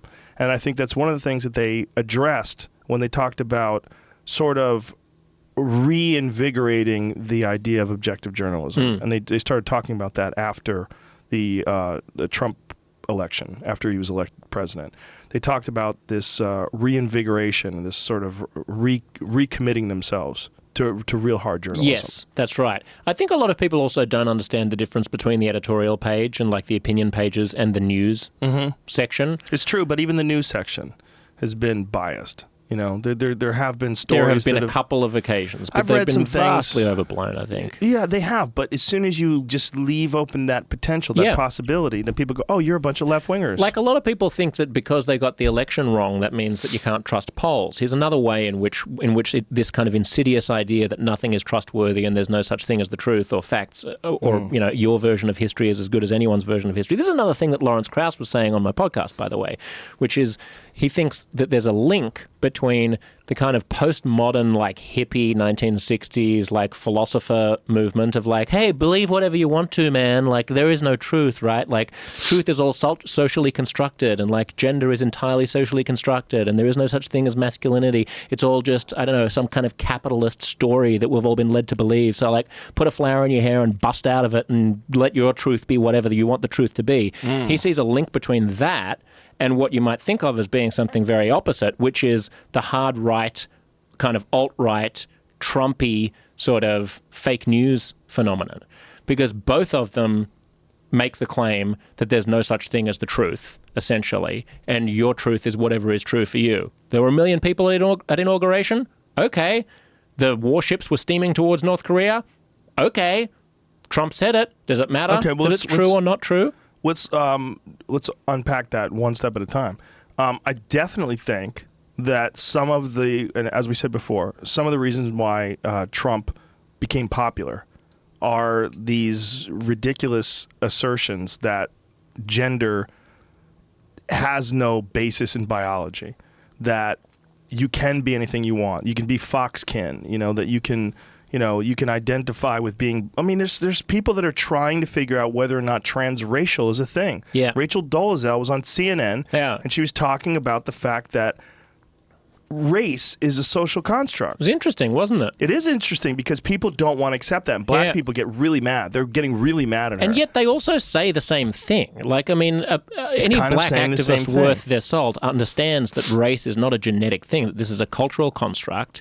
And, I find her logic sort of hard to fault in a way. Race is a social construct. It's most certainly more solid than saying there's no biological basis for gender. That's right. There's more biological basis to sex than there is to, there's more There's correlation fucking between gender and chromosomes. sex. Yeah, it's that's a right. chromosomal issue. There's an XY chromosome that males have. And if a male decides that he identifies with being a female, look, there's a boy that's running track now. There's a new one because they've had a few of these. There's a one that was a girl that was a wrestler that was she wanted to be a boy, so she was taking testosterone and crushing all these other girls in wrestling. She won the state title in Texas. I think you mean he was a transgender whatever. But now there's a boy who's not even taking treatment who decides he identifies as a girl. And he's just whooping everybody's ass in track because he's a fucking boy. Right. But no, he's a girl. But he's not a boy. He's not a girl. We have to find a way to separate the psychology from the physiology, Well, don't we have to with sports. Especially in sports. Exactly. It's 100%, Right. well, especially in combat sports. I took a lot of heat because I was saying that there was a man who was a man for 30 years, became a woman, and didn't tell people that he used to be a man for 30 years, and beat the fuck out of 2 chicks. Yeah. Before it eventually came out. And now once you're out, look, I say, especially in professional sports, you have a right, like, to say no or to say yes to compete against that person. I think if a woman wants to fight against a man, if a woman's 130 pounds and she wants to fight against a man who's 130 pounds, they both agree, do whatever you want. I think you should be allowed to. But I think that there's a big difference between someone who has been a man their whole life, has had testosterone flowing through their bones, their blood, their body, their whole life, and then decides they're a woman, versus a woman who was born a woman, raised a woman, and is a biological woman her entire life. Like, a transgender woman just is not a regular biological woman. There's a difference. But saying that gets people so angry. Saying that a transgender woman, who you can say is a woman, I say that, but saying that they're the same thing as a biological woman is just not factually true. Well, they have different chromosomes. Yeah. They have a different structure. The hips are built different. The shoulders are wider. The hands are bigger. There's so many factors. That's right. This is what makes people so frustrated about, the whole political correctness thing, right? That we set up tripwires, and if you trigger one of those tripwires by making a claim like the one you just made, which is that a trans woman is not exactly the same as a cis woman, a non-trans woman. I'm not using cis. Okay. Won't do it. Not going to do it? Not real. What do you want to call them? Z's. I'll go with Z and Zer. No, Z is isn't Z instead of she for a trans? No, it's not instead of she, you Isn't it? piece of shit. Sorry, did I just trigger one of those tripwires, did I? It's non-gender based. so transphobic. It is a non-gender based. No, that's what I mean. Pronoun. It's he or she for people who don't have a gender. It's what the fuck it is. And you sitting over there as a male, as an actual male. I'm a cis male, thank you very Yes. much. Yeah. Not an actual male. Biological male. Not all men have penises. I had Buck Angel on, Oh, yeah? who's a transgender man who uses the term biological male. He says that there's a difference between a biological man. He was born a woman and then transitioned to being a man. And he says biological male. And he says that trans people hate on him for using the term biological. Well, what does he mean by the term? It was someone who has XY chromosome, a biological male, versus him But he's- who has XX Oh, chromosome. I see. Yeah. So I thought you meant that he calls himself a biological male. No, he calls says- other people biological males. Yeah, sure. He's like, you should be able to differentiate without being prejudiced. It's so, I mean, It's crazy. look, we're in crazy town. I just think that people should be able to live however they want to live their lives, and so agree. I don't, I don't spend a lot of time thinking about this, but I just wish that we were all generous enough that when people find it a little bit difficult to understand, you don't assume that they're bigoted just because it's a new concept for them. Because it's a new, and I think, as you say, this is part of what gave rise to Trump. I mean, the parallel that I was drawing a moment ago between like post-structuralist, there is no such thing as gender, and Trump's fake news campaign was not so much that the one led to the other. It was just that both, this is the point that Lawrence Krauss was making, both undermine they both erode the idea of truth. And what's ironic is it's almost exactly the same thing that Bill O'Reilly said. The tide goes in, the tide comes out. People push this way, and then people go, fuck you. There is a biological difference, and then they push that way, and then they get transphobic. I mean, there's a lot of people that get upset at ridiculous ideas, and then they go overboard. Yeah. They go the other way. It's so stupid. Like Louis C.K. has that bit about gay people as well. He's like, I don't understand why people get angry at the existence of gay people even if they're not in their lives. Well, He's how like, about even better, the gay marriage thing. well, yeah, exactly. People get furious about And gay marriage. Louis says, like, I would understand if, like, there were a couple of gays fucking on my lawn and I had to, like, hose them down to get them, or, like, if gay people were just, like, touching their dicks in front of my face as I'm trying to eat my breakfast cereal. Right. But as long as they're not bothering me, I don't understand the point in getting upset about their mere existence out there. Yeah. And it's well, the same with trans people. Like, I don't understand why there's this big thing about trans people. I understand it's silly. This comes to also, like, people who are currently obsessed with political correctness as being the biggest problem facing America today, I feel like have missed the boat. They're fighting last year's battle. They're fighting yesterday's battle when the actual battle to fight is the day before yesterday's battle, which is today's battle, which is a battle against bigotry, I think, which is a battle against Trump, a battle against the idea of fake news, a battle against America eventually having its own Putin-like strongman. Anyone who's spending all of their time doing all of their shows about how terrible political correctness is and how Milo Yiannopoulos should be able to say whatever he wants, which of course he should, is not, I think, as like... Well, political correctness is a response to people feeling that there's an injustice, people feeling that there is bigotry and prejudice, and so they go too far with it. They get ridiculous, and it's also a natural human inclination to try to control other people's behavior. People like to be bossy, and they like to be able to tell you what you can and can't do. They like to tell you what words you can and can't use. It's a weird thing that people do, and it may be a response to the frustration that they feel, legitimate frustration from actual bigotry, and it makes them go overboard. It makes them go too far. Yes. It's a lack of perspective on both sides. That's a giant issue with human beings. And you know what? I think it actually was, like, the past few times that we've gotten together and shot the shit on this show, political correctness and the extremes of it have been a major topic of conversation, and I think justly so.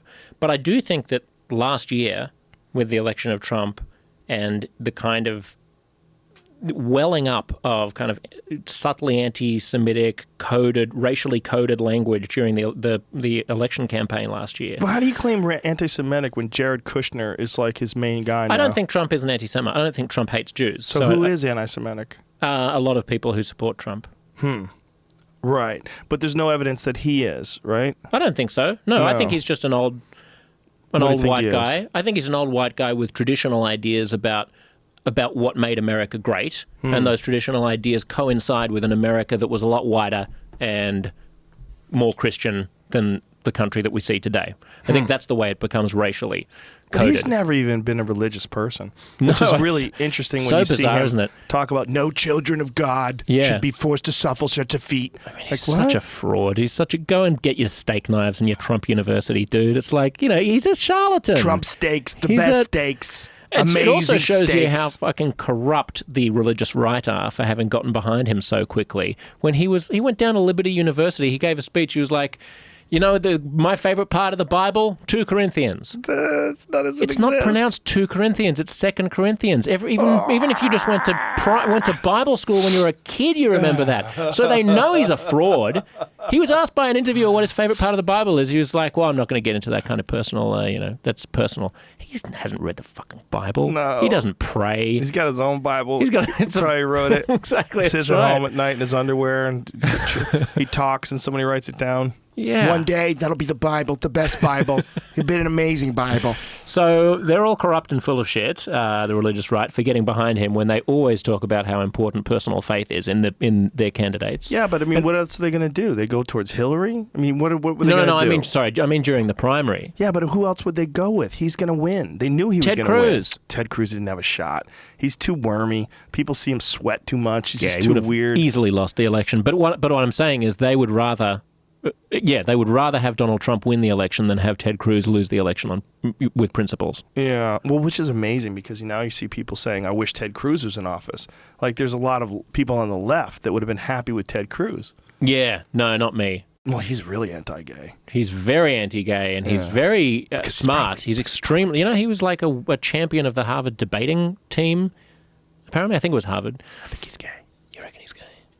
I reckon. You reckon? What do you think when you look at him? You got gaydar, right? Yeah, I do have good gaydar. Being a gay man, can you pick out gay dudes? Yep. Like if you're in a room? Yeah. Yeah. I'm pretty good at it. Really? What do you He think? doesn't really. He gives. There's a on the conservative right. There's a fine line between slimy asshole and closeted gay. You know what I mean? You don't think there's some connection, some like Well, no. I'm saying that. mycorrhizal relationship between the two things? Well, like there could be, but the problem is they never. underlying root system connected by fungus that sort of connects them They communicate via electronic signals using fungal. Yeah, deep under the surface, pray the gay away. it's possible, but they also like Ted Haggard is a good example. Yeah. Right. You remember that guy? Oh, yeah. Yeah. He seemed gay, didn't he? He had a little, like his sibilants were a little bit.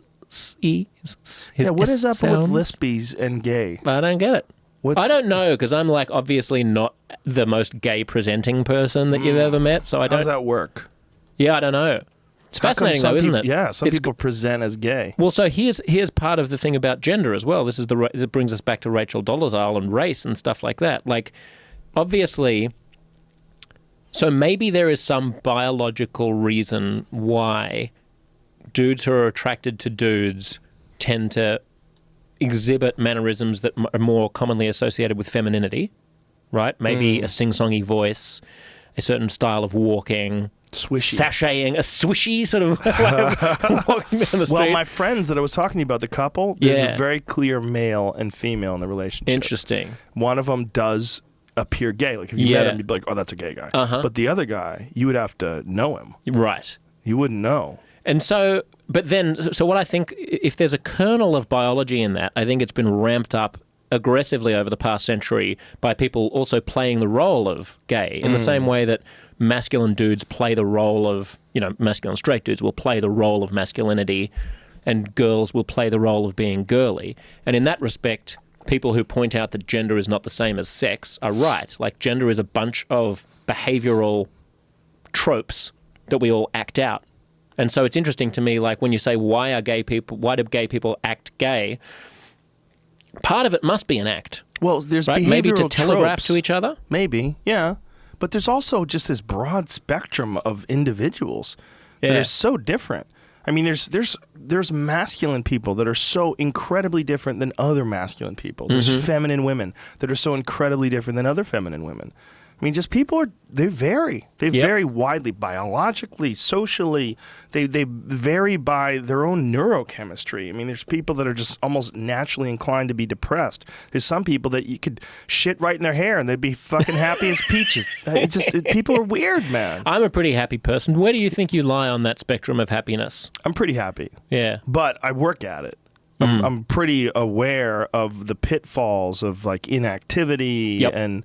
I exercise a lot. I But eat even having the healthy. ability to motivate yourself to take action is also something that you're lucky to have. Yeah, I guess. But how much of that is from learned behavior? How much of that is from the way I grew up? There's a lot of factors. Yeah.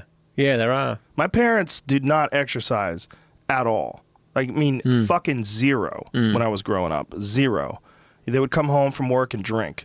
And I just was like, look, I gotta do something with this body. Like this body wants to go to war. I gotta get out and run. I gotta hit a punching bag. I gotta lift some weight. I gotta do something. Yeah. I was just always like I felt like there was an engine inside of me that was revving up all the time, and I had to go run it. If I didn't get out there and push it, I didn't feel calm. And it took me till I was like a teenager before I figured that out. And then once I figured that out, once I started exercising, it was like there was me pre-working out and then me. It's like, oh, now I can think. And then I realized I was under the influence of biology for so long. Well, yeah, I mean, you're lucky that you didn't channel that into drugs or alcohol or prescription drugs or aggression. Yeah. Yeah, violence is the real worry. Like that's a giant issue with boys.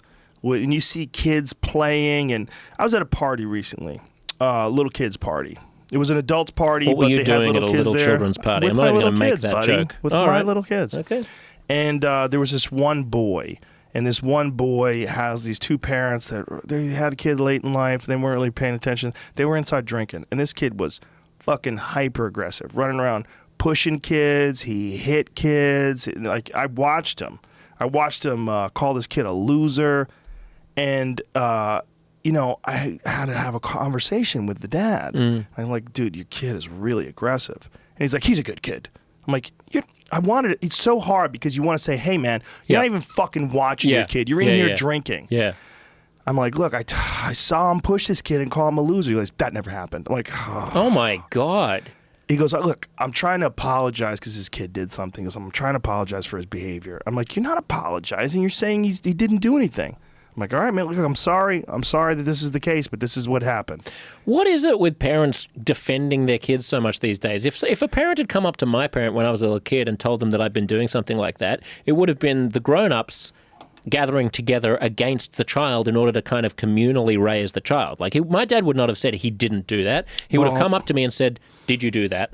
This guy and his wife were both drinking. That could have definitely been a factor. And there was a factor in me not pushing it because I didn't want, because first of all, when a guy says to you, that didn't happen, when you know it happened, you're 2 steps away from beating the fuck out of him. Well, he wasn't there. You were there. Exactly. You saw it happen. How does he know that it didn't happen? And it's such a dick thing to say. We're 2 steps away from, well, he wasn't watching his kid at all. Yeah. And his kid, first of all, they had to go to visit his kid because his kid hit other kids on 3 occasions.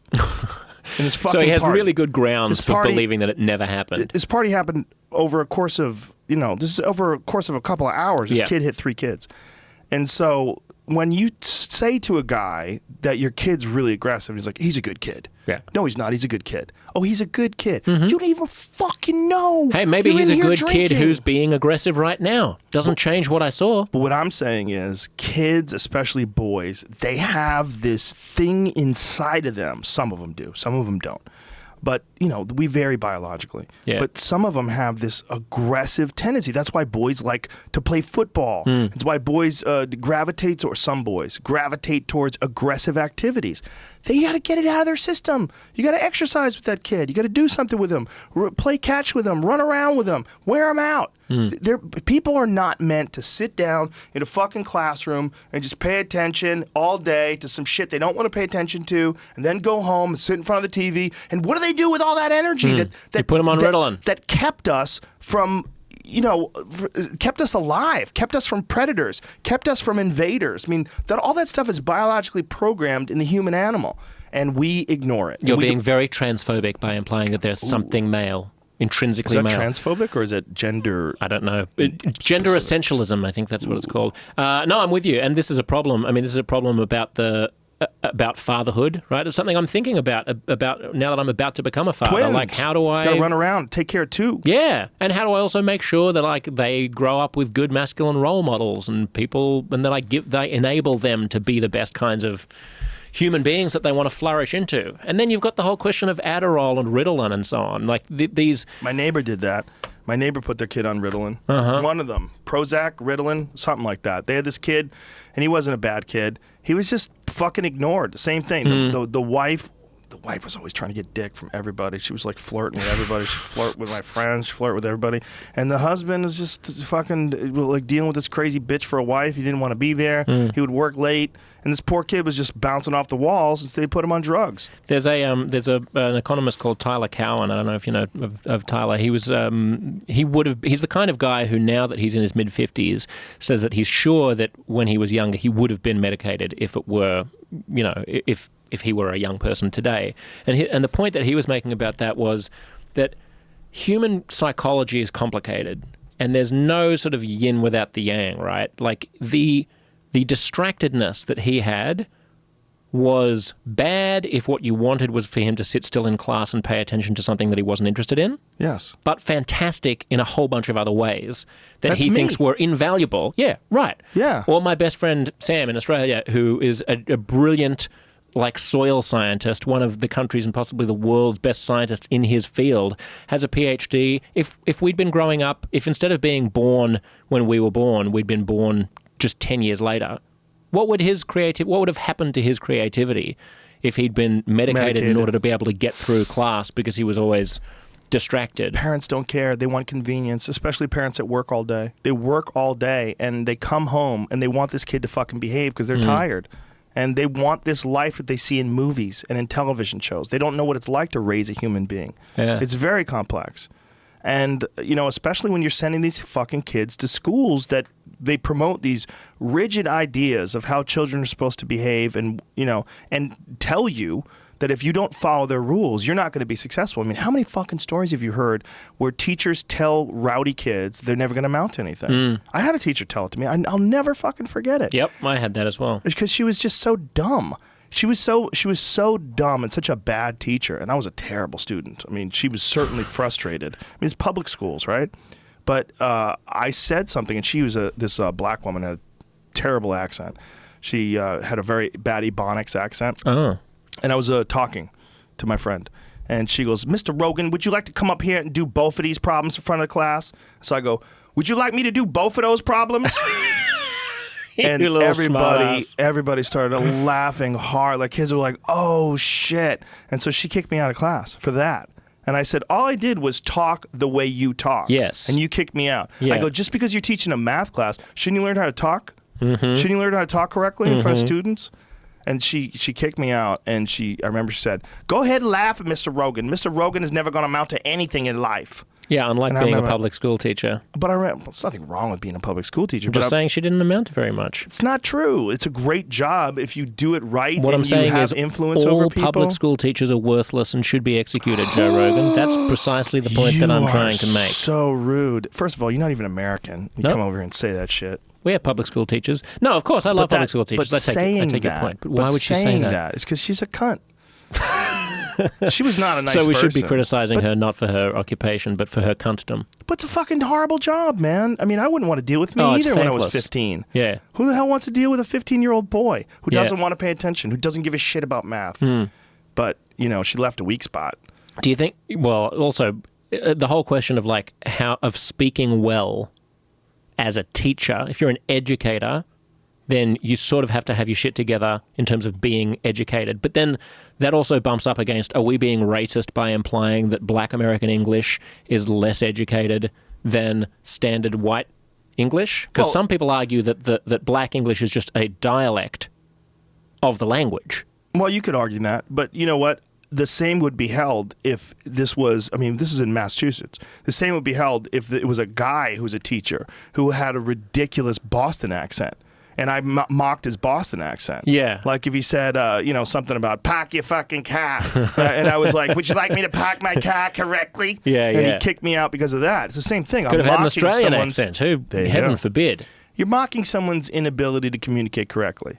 And because, look, whether or not it's good or bad, like you might like saying both better. You might Yeah. like it. And there's nothing wrong with that. Look, if you're a happy, successful person, and you don't like to say both, you like to say both, what the fuck is wrong with that? It's just a sound you make with your mouth. Sure. But if I can say it, if I can repeat it, and you're so touchy about it, you kick me out of class, well, you fucked up. You fucked up. You got a soft spot. That's right. Yeah. She knows. Yeah, she feels insecure I got about her. it. Exactly. I got a big laugh. You got under her It's one skin. of my first big laughs.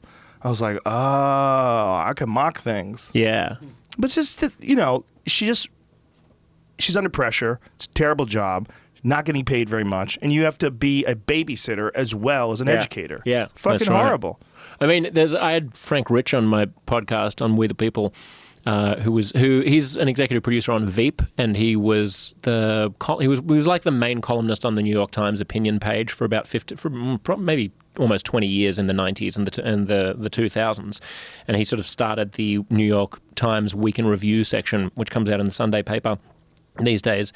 And he had a piece in New York Magazine which was about how much empathy we should feel towards uneducated people. He was talking specifically about Trump, about like Trump voters, because like since the election there's been quite a lot of hand-wringing among progressives about like we've been focusing too much on these issues like trans rights and gay rights and so on, and identity politics and Black Lives Matter, and we've lost touch with the working class base. Like the Democratic Party no longer speaks in a meaningful way to white working class, especially males, and especially in Rust Belt cities, in the Midwest. And his point was, actually, fuck them. You shouldn't need to pay attention to them. They're a lost cause. They keep voting against their own interests by voting for people like Trump and voting for Republicans. Don't try to win them over, and stop trying to understand them and wringing your hands about why you've lost them. It's an interesting episode if people want. I mean, obviously, I'm grossly over exaggerating what his actual position is, but you can listen to the episode. I could see how someone would take that stance, but I think there's just a natural inclination to go left and right with people. There's a natural inclination to react to certain right-leaning behaviors by going far left, and a natural inclination to go like how many people grow up from really regressive religious backgrounds, and then they become like really secular as they get older. They abandon the religion. They become Reformed Catholics. It's really common. Yep.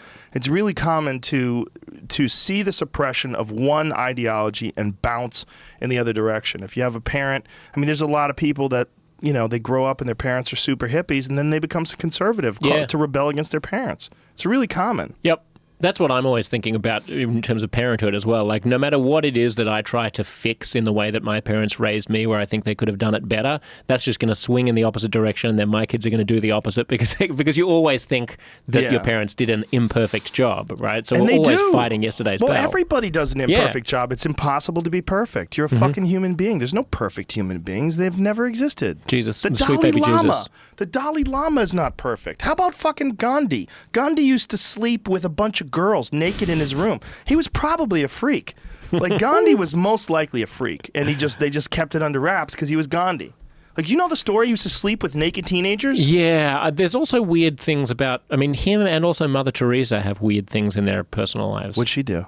Well, I don't think it was sexual, but I think there were a lot of questions about like her ethical dealings in terms of the Mother Teresa Foundation and where her money went, and like, what did it go to? Well, for a start, she didn't think it was a good idea to empower young women. What if we found out that all her money went to a warehouse filled with dildos? Like, what the fuck? Like, she did a lot of good, but she also bought a lot of dildos. Just fucking gigantic stacks of them. Huge quantities. She could do way more than she could use. Way more than anyone could use. Kickstart these fucking Harley Davidson powered vibrators. I love it. Yeah. Well, I mean, the people are not perfect. And most charitable organizations are criticized for spending far too much on infrastructure and, you know, the administrative costs, and then you find out how much money actually goes to the charity. Like, you just have an organization where you're giving people jobs, and by the way, you also do some good. There are some good it's interesting because, like, whenever I give to charity, I always try to pay attention to how many overheads they have and how much money is being spent on admin and so on. But then it was actually, I think, Will McCaskill or someone who's involved in the like the Life You Can Save kind of like give well movement, which is like rational. Is it practical altruism or rational altruism? Effective altruism. He's been on my podcast. Yeah, he was on last month. Yeah, he's great. He was, and they were saying, in actual fact, it does take quite a lot of administration to make a dollar work well. Of course. So if you just look at the charities with the lowest overhead, then that it doesn't necessarily actually mean that they're doing the best work in the field, because it might cost 40 cents out of every dollar to make sure that you're targeting the remaining 60 cents in a way where you'll get actually 60 cents of value, rather than a place that only has a 15% overhead, but then the remaining 85 cents are all being squandered on bullshit projects that don't have any measurable successes. On the complete other end of the spectrum, you have the Clinton Foundation, which was a ruse. I mean, it's not essentially a prestige play, wasn't it? Doesn't exist anymore. Does it not exist anymore? Going under. Yeah, they're closing it down. Isn't that a fact? Please pull that up. I'm pretty sure they said they were shutting it down. But, I mean, Bill Clinton would take hundreds of thousands of dollars and speak at these charitable events. Like, people they would spend a gigantic chunk of their budget to have Bill Clinton come and speak, and he would take all of it. He would take all the money. He wouldn't donate any of it back. Yeah. So he would take these gigantic donations from people, and then he would speak and get paid hundreds of thousands of dollars to speak. The speaking fees are crazy. I mean, even the fact that Hillary Clinton was taking speaking fees from Goldman Sachs. And did not think that would look bad in... she didn't give a fuck. They're so stupid. No, I think now she gives a fuck. Well, you know what? Bernie Sanders drilled that, and I'm so glad he did. Yeah. But look, it's bribery. It's a loophole. There's a loophole and it's bribery. Nobody wants to pay to hear her talk. Get the fuck out of here. She's a terrible speaker. She's not Louis C.K. You know what I'm saying? I mean, this is not Chris Rock we're talking about. She's not a good speaker. But Nobody wants to pay money to hear her but talk. this is the whole thing about these elite Clinton Global Initiative to shut down lays off 22 as donations. But this is the Washington Times. That's a No. a right-wing rag. How dare you? Check. That's not the only place that I saw it. I saw it in a lot of different places. They're shutting it down. Check out the top click is Snopes, so that's the conspiracy theory. Do you know the whole fact story checker. about Snopes though? Do you know about the guy who runs Snopes? No. The guy Snopes is run by a fucking kook. The guy who runs Snopes left his wife. He started with his wife, left his wife, married a prostitute. A prostitute has a website where she was, as recently as 2 years ago, was getting reviewed for her prostitute work. She's an escort. And they both have a clear left-wing bias. Clear. Like she's been involved in anti-Bush organizations. Show me any Snopes pages that say that something is true when it's not, or that say that something is false when it's not. It's not necessarily that it's true or it's false. There's these ambiguous areas where they always lean left. And that's what people have stated about Snopes. It's kind of tricky. Okay. But it's not. It's simple. It's not like this computer-controlled objective reality No, I measurement. understand, but it's run by like people. PolitiFact it also gets accused of being left-wing because right-wing people who are full of shit don't like being called out on it. Fake news. Yeah, exactly. It's not actually Fake news. I mean, I haven't seen anything on Snopes that is questionable. What did even you if the think guy about is an that? asshole. The CNN thing. When Which he one? pointed to the CNN reporter, "You are fake news." Oh when my Trump god! did that. Well, this is that reminded me of living in a banana republic. Yeah, it reminded me of living in Venezuela or you something. are fake news. Yeah. You are fake. Like, just that statement. What the fuck does that even mean? You're You're not news. This is a goddamn person. It's a human being. You are fake news. You're fake news. Also, but so effective. People loved it. When you know the Thug Life meme where Yeah. the sunglasses Sure. drop down? I saw a bunch of those for him when he said that. You are fake news, Thug Life. I mean, did you guys in the States when you were like kids, were you like, did you have like, I know you are, you said you are, but what am I? Mm-hmm. Like that kind of bullshit? Everybody had that, I think. Basically what he's saying. Yeah. Like people accuse... No, you like are. he was elected on the back. He was elected by very, very narrow majorities in a few key swing states that had been inundated with bullshit stories on Facebook that were coming out of Eastern Europe with Russian funding. And exploding all of these fake bombshell exposés about how Hillary Clinton, how the FBI prosecutor who was looking into Hillary Clinton had been found dead, and all this sort of stuff that was actually fake news. Right. Then the term came into public consciousness last year, and now anyone who criticizes the administration. He just pulls a "I know you are, you said you are, but what am I?" trick and says, "Well, that's not fake news. You're fake news. Your face is fake news." What did you think about when Julian Assange implied that young man who worked for the DNC, who was assassinated, who was shot in the back? They tried to say it was a robbery. Like, they left his wallet, they left his watch, they left his phone, they left all his money. They didn't take a thing from him. They shot him at 4 o'clock in the morning in the back. Julian Assange was insinuating that this young man had been the source of the DNC leaks that implied that showed that Hillary Clinton and the DNC conspired against Bernie Sanders in the primary. And you don't really hear about that anymore. I mean, that guy's dead. He's dead, and there's no investigation. There's no one was found guilty. No one was tried. No one's looking. That guy was killed. Well, I'd like to look into it. I think Assange has kind of lost credibility by essentially becoming a conduit for the Kremlin.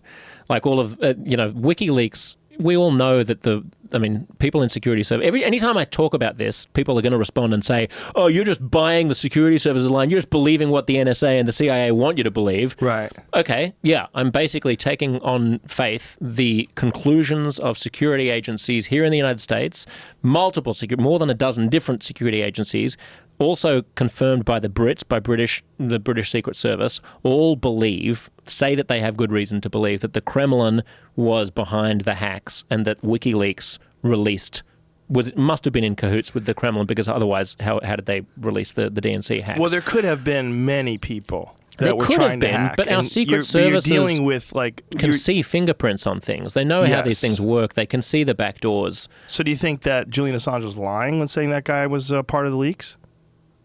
I He think could he have has been no- one of the conduits. I mean, Yeah, he could have been I- one of the people that leaked it to Russia in the first place. That's possible. Yeah. That's possible. I just don't know why I would be trusting Julian Assange about any of this, because he says that it didn't come from Russia.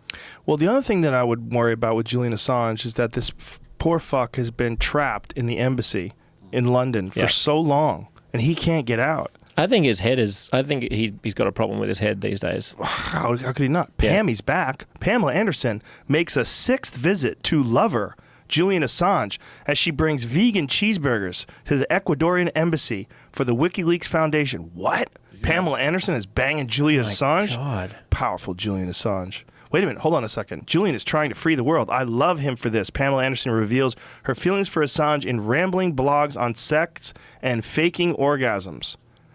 Baywatch actress and model 49 is said to have been dating WikiLeaks founder, he's been stuck inside the embassy in Knightsbridge since 2012. Assange Not is anything he's wanted. been stuck inside by the sounds of it. Am I right? Or a pussy's too big for him to get stuck. Wah, wah, you know what I'm saying? Well, I guess he's done well for himself for a pale, pasty Australian who's never. What'd you just say, So Jamie? she's been visiting him there and whatnot.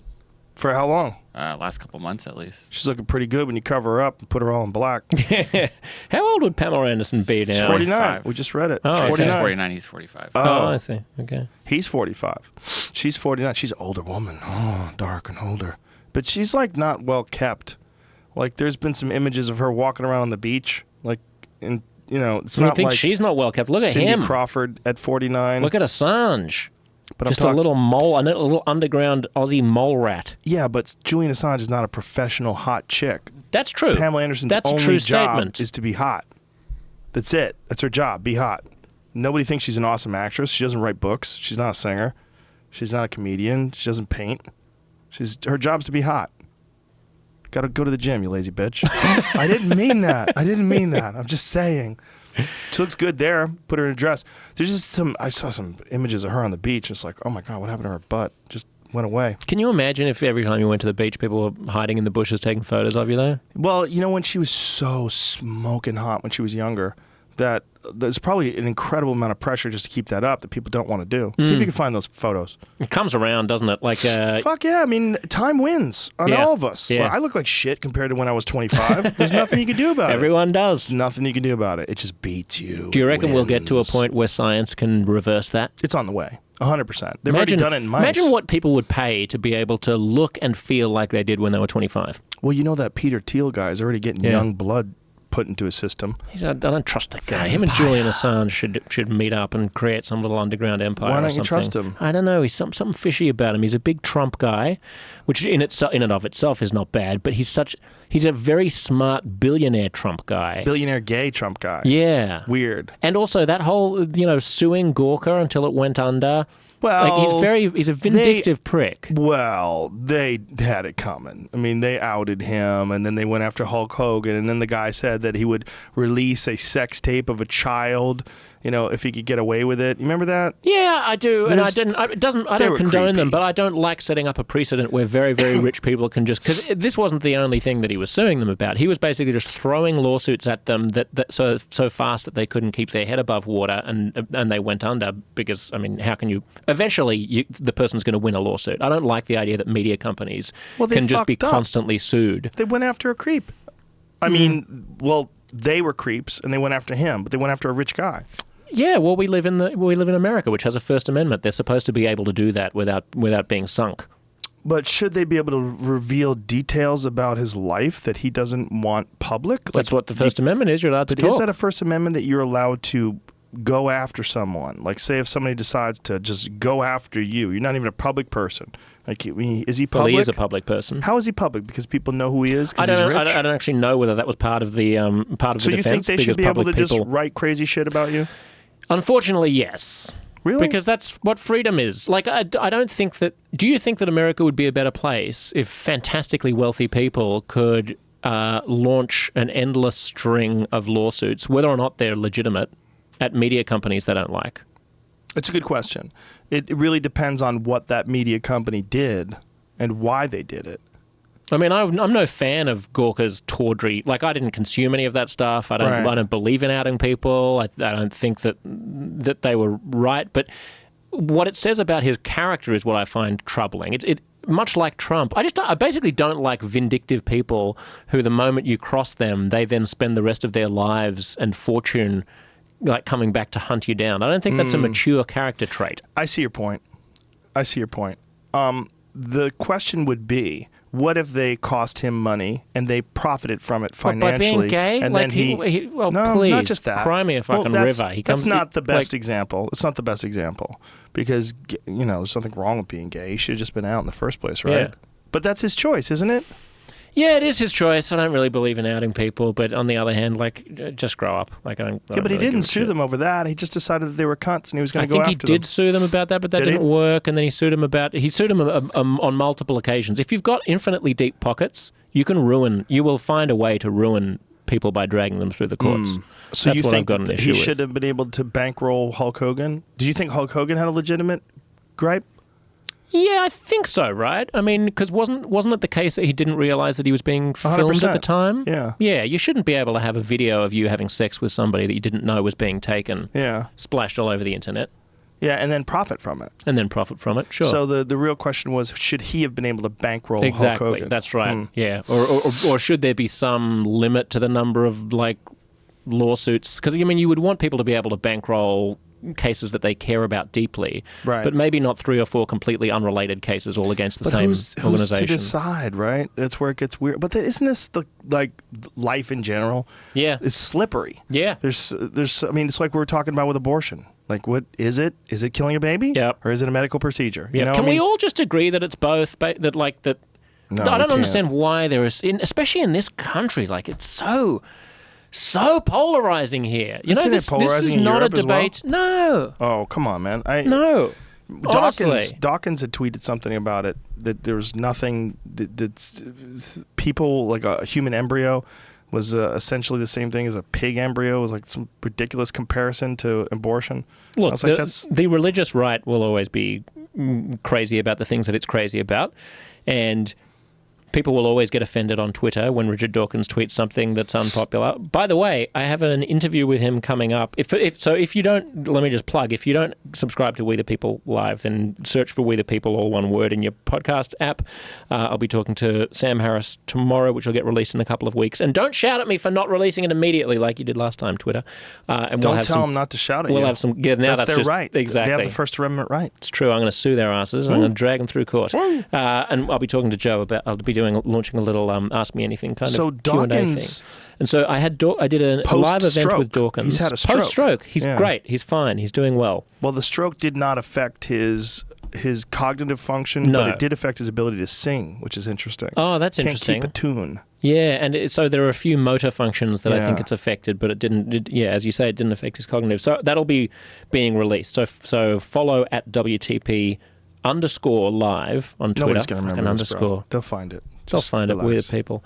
Anyway, so what Richard Dawkins was saying is people are going to be angry at him on Twitter regardless of what he says. But I still affirm that in the States, the conversation around abortion is uniquely different from the way that it is in Europe and in Australia. It's just much more of a fault line issue. And I wonder whether in hindsight it wouldn't have been better for Roe v. Wade not to actually have been decided by the Supreme Court that way. What? Well, just because, I don't know, people are going to hate you don't me have for this a womb, as well. You fucking cisgender piece of shit. I believe in abortion. With your surrogate mama? I believe in abortion rights, but I don't believe that that you can find in the Constitution of the United States a right so inalienable that the Supreme Court, like where is it in the Constitution? The Supreme Court said there's a right to privacy, therefore there's a right to abortion because we don't want to interfere in women's affairs. But that presupposes that the embryo isn't a human. You don't have the right to privacy to kill somebody, right? I mean, if I go into a room, my right to privacy doesn't extend to me being able to get away with killing a baby. The question of whether or not it's a baby is the relevant question. Right. That's not addressed in Roe. So I think that it should be legal, but I think that it should be legal through the legislative process. I think that is a legitimate democratic aspiration for people to be able to, and if it means that it's not legal in Alabama because a majority of people in Alabama don't want it, I don't think the founding fathers would have a problem with that. Well, there's a large amount of people that don't want men talking about this at all. That don't feel that you should be able to discuss this. Yes, that is the problem. That is one of the main problems. It's a female issue. Well, America I can well. understand a woman being upset that a man with no stake in the game is stepping up and saying that a woman should or should not be able to have an abortion. Well, why? I mean, how do I have stake in the game of whether or not, for example, murder should be legal? Well, okay, this is not that. This is something different. This is someone. No, it's not. If there's it's not like three cells it's a in moral the body, question. It might be to you, but it might not be to them. If it's just happening, like, okay, here's the morning after pill. Mm-hmm. Is that the same as an abortion? I don't care because I don't think there's anything wrong with abortion. Pregnant. No, I don't think there's anything wrong with abortion. Sure there is. If it's a 9-month-old baby, the baby's in there and it's about to come out the next day, you decide to open her up and stab it in the head? This is what I'm arguing for, is a kind of incrementalism, which you were just alluding to, right? It's not a black or white thing. Why can't we all appreciate that it's both? Because it's become so polarized in the United States that both positions are bullshit. And people on both sides know that both positions are bullshit. It's bullshit to say that it is just a women's health issue and has no ethical implications whatsoever, even if, as you say, you're talking about cutting a woman open at 9 months and stabbing the embryo in the head. It's also bullshit to say that the instant an egg is fertilized, that is a person that should have all of the rights to life that an adult should have, and that it's murder to kill a blastocyst that's smaller than the size of the head of a pin. Right. It's Both very of those complicated. positions are stupid. This is an incremental situation. Life evolves, it grows, a fetus grows, it becomes a human being. I mean, Peter Singer, the great philosopher, also an Australian, says that under certain conditions, infanticide, the killing of babies, should be legal and could be ethical. Well, he's an animal nut. He loves animals more than he loves people. But he makes a legitimate point, which is that, why does it make a difference one day after the baby is born? Suppose you've got a premature baby that's born, 4 weeks early. In fact, now we can already make babies survive at right around the point of viability, which is where abortion is still on the fringe of. So say you've got a 22 or 23, 24-week-old baby, not week-old baby after birth, but timing from the moment of conception. That could live outside the womb. Right. But the moment it gets born, it becomes murder to kill it. But you could have killed exactly the same organism with exactly the same future and exactly the same prospects and exactly the same life if it was inside the womb. In and then certain it would have states. Right? Under Roe v. Wade, I'm not talking about late term. I'm talking about the point of viability. Does Roe v. Wade state a viability time? It's been interpreted as being like that 20 to 24 week. But does it specifically say that? I don't know whether or not that comes out of the actual ruling where they were writing it in Roe v. Wade, but I do know that is the way that it's been interpreted by lower courts since then. But maybe they actually spelled out the number of weeks.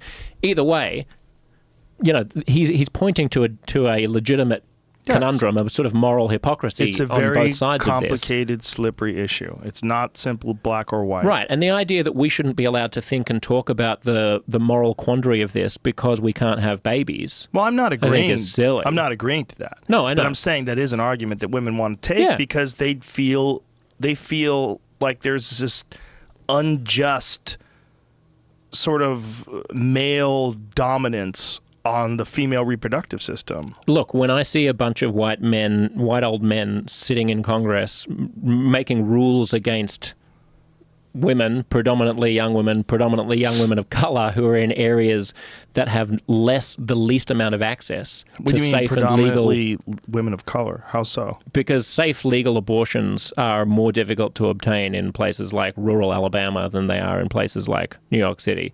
Yeah, but there's a lot of white people in rural Alabama. I don't necessarily think it's a racial issue as much as a poverty issue. Yeah, especially like things like Planned Parenthood and shutting down Planned Parenthoods. They're just going to affect people that don't have much money. Yep, who are disproportionately people of color as well. Disproportionately in terms of the actual numbers of human beings or percentage-wise? In terms of percentage-wise. Right, but the actual numbers of human beings, it's not. Right, but you can understand how it would look bad if you're a black woman... I just think that when you add people of color to that, it accentuates the issue and makes it even more problematic. It makes it more of a big left-wing progressive issue. right? That can't be argued against. Do you think the optics would look- discrimination against people of color? Oh, don't want to do that. It's people. It's human beings. But do you think that the optics would look as bad if all of the old white men who were writing the laws were black? I think it all looks bad. I don't think it'd look as bad. The Wait a minute. idea. Hold on a second. You're saying that if old white men make these issues, it doesn't look as bad? No, I'm saying or it looks worse? as bad as possible. It looks worse. The Then if worst old thing black you can. men were making this issue against all poor people? Yeah, because old white men just seem to drip privilege because every single checkbox they've got going for them. They're both male, they're white, This is and a they're tortured old, and they're rich. argument. This Anyway, is a very tortured argument. I think you Clarence understand my- Thomas, you don't think it looks weird when Clarence Thomas votes against abortion? Yeah, I do. Yeah, so there you go. But I mean, my point is simply, I take the optics as being a bad thing. I think the optics are worse if it's white people than if it's black people. But I'm happy to yield that point, to concede that point if that's a sticking one. The point is, we have to be able to have conversations about anything without allowing our identities to prevent us from being able to think. I agree. I agree the with you first about the time that I conversation. came on this show was because I was getting into an argument with an activist about whether or not I had a right to have an opinion about whether or not Stephen Colbert had been racist, right? And she was claiming that I didn't have a right to have a conversation about it because I'm a white man. Well, that was just the way she tried to get out of the argument. You know, the whole thing before that was her not understanding the joke. And she didn't want to own up to the fact that she didn't understand the joke. And then when you sort of explained it to her, she was using the "you as a white man" thing to try to deny your opinion. But don't you think it happens all the time? I mean, Well, I think as you this just is alluded exactly what to, you're with- saying. I think we're both on the same page here in that I think we both agree that you should absolutely be able to have a conversation about this. The question is, should a man be able to decide what a woman can and can't do with their body? And should we be able to make the laws? But you just smuggled in the term "with her body." Well, it is a baby if it's a blastocyst, and it is in her body. Right, if it's a Isn't that blastocyst, it's in her body. Right, so that is a decision. That we're talking about that. So when it gets to be an embryo or a fetus, along the way... Somewhere along the way, it ceases to be just her body. But an unrelated male human being, when should that person be able to make a decision? And should a male human being be able to make a decision at all? Because if you can make a decision about the embryo or a fetus, can you make it about the blastocyst? Like, when can you decide? And why should a man be able to make that decision in the first place? because he's got a brain as well, and we're all invested no. in You're talking about deciding. controlling someone's body. You are talking about controlling a body. No, we're talking A woman with a we're talking blastocyst about, inside of her. You tell her she can't take care of that blastocyst and remove it. She must make it viable and bring it to birth. We're talking about when a Homo sapien comes into existence. That's a philosophical and ethical question. No, it's not. If you're telling framing a woman, it as being if you're a telling a woman's body. No, because we're talking about the rights, giving someone a right or stopping them and controlling them. Yeah. If you're talking about a blastocyst inside a woman's body, Yeah. and you're a man, and you decide, you don't even know this woman, you decide by your moral argument and judgment, she should not be able to terminate that blastocyst, then you are deciding what she can do with her body. No, you're deciding what she can do to the blastocyst.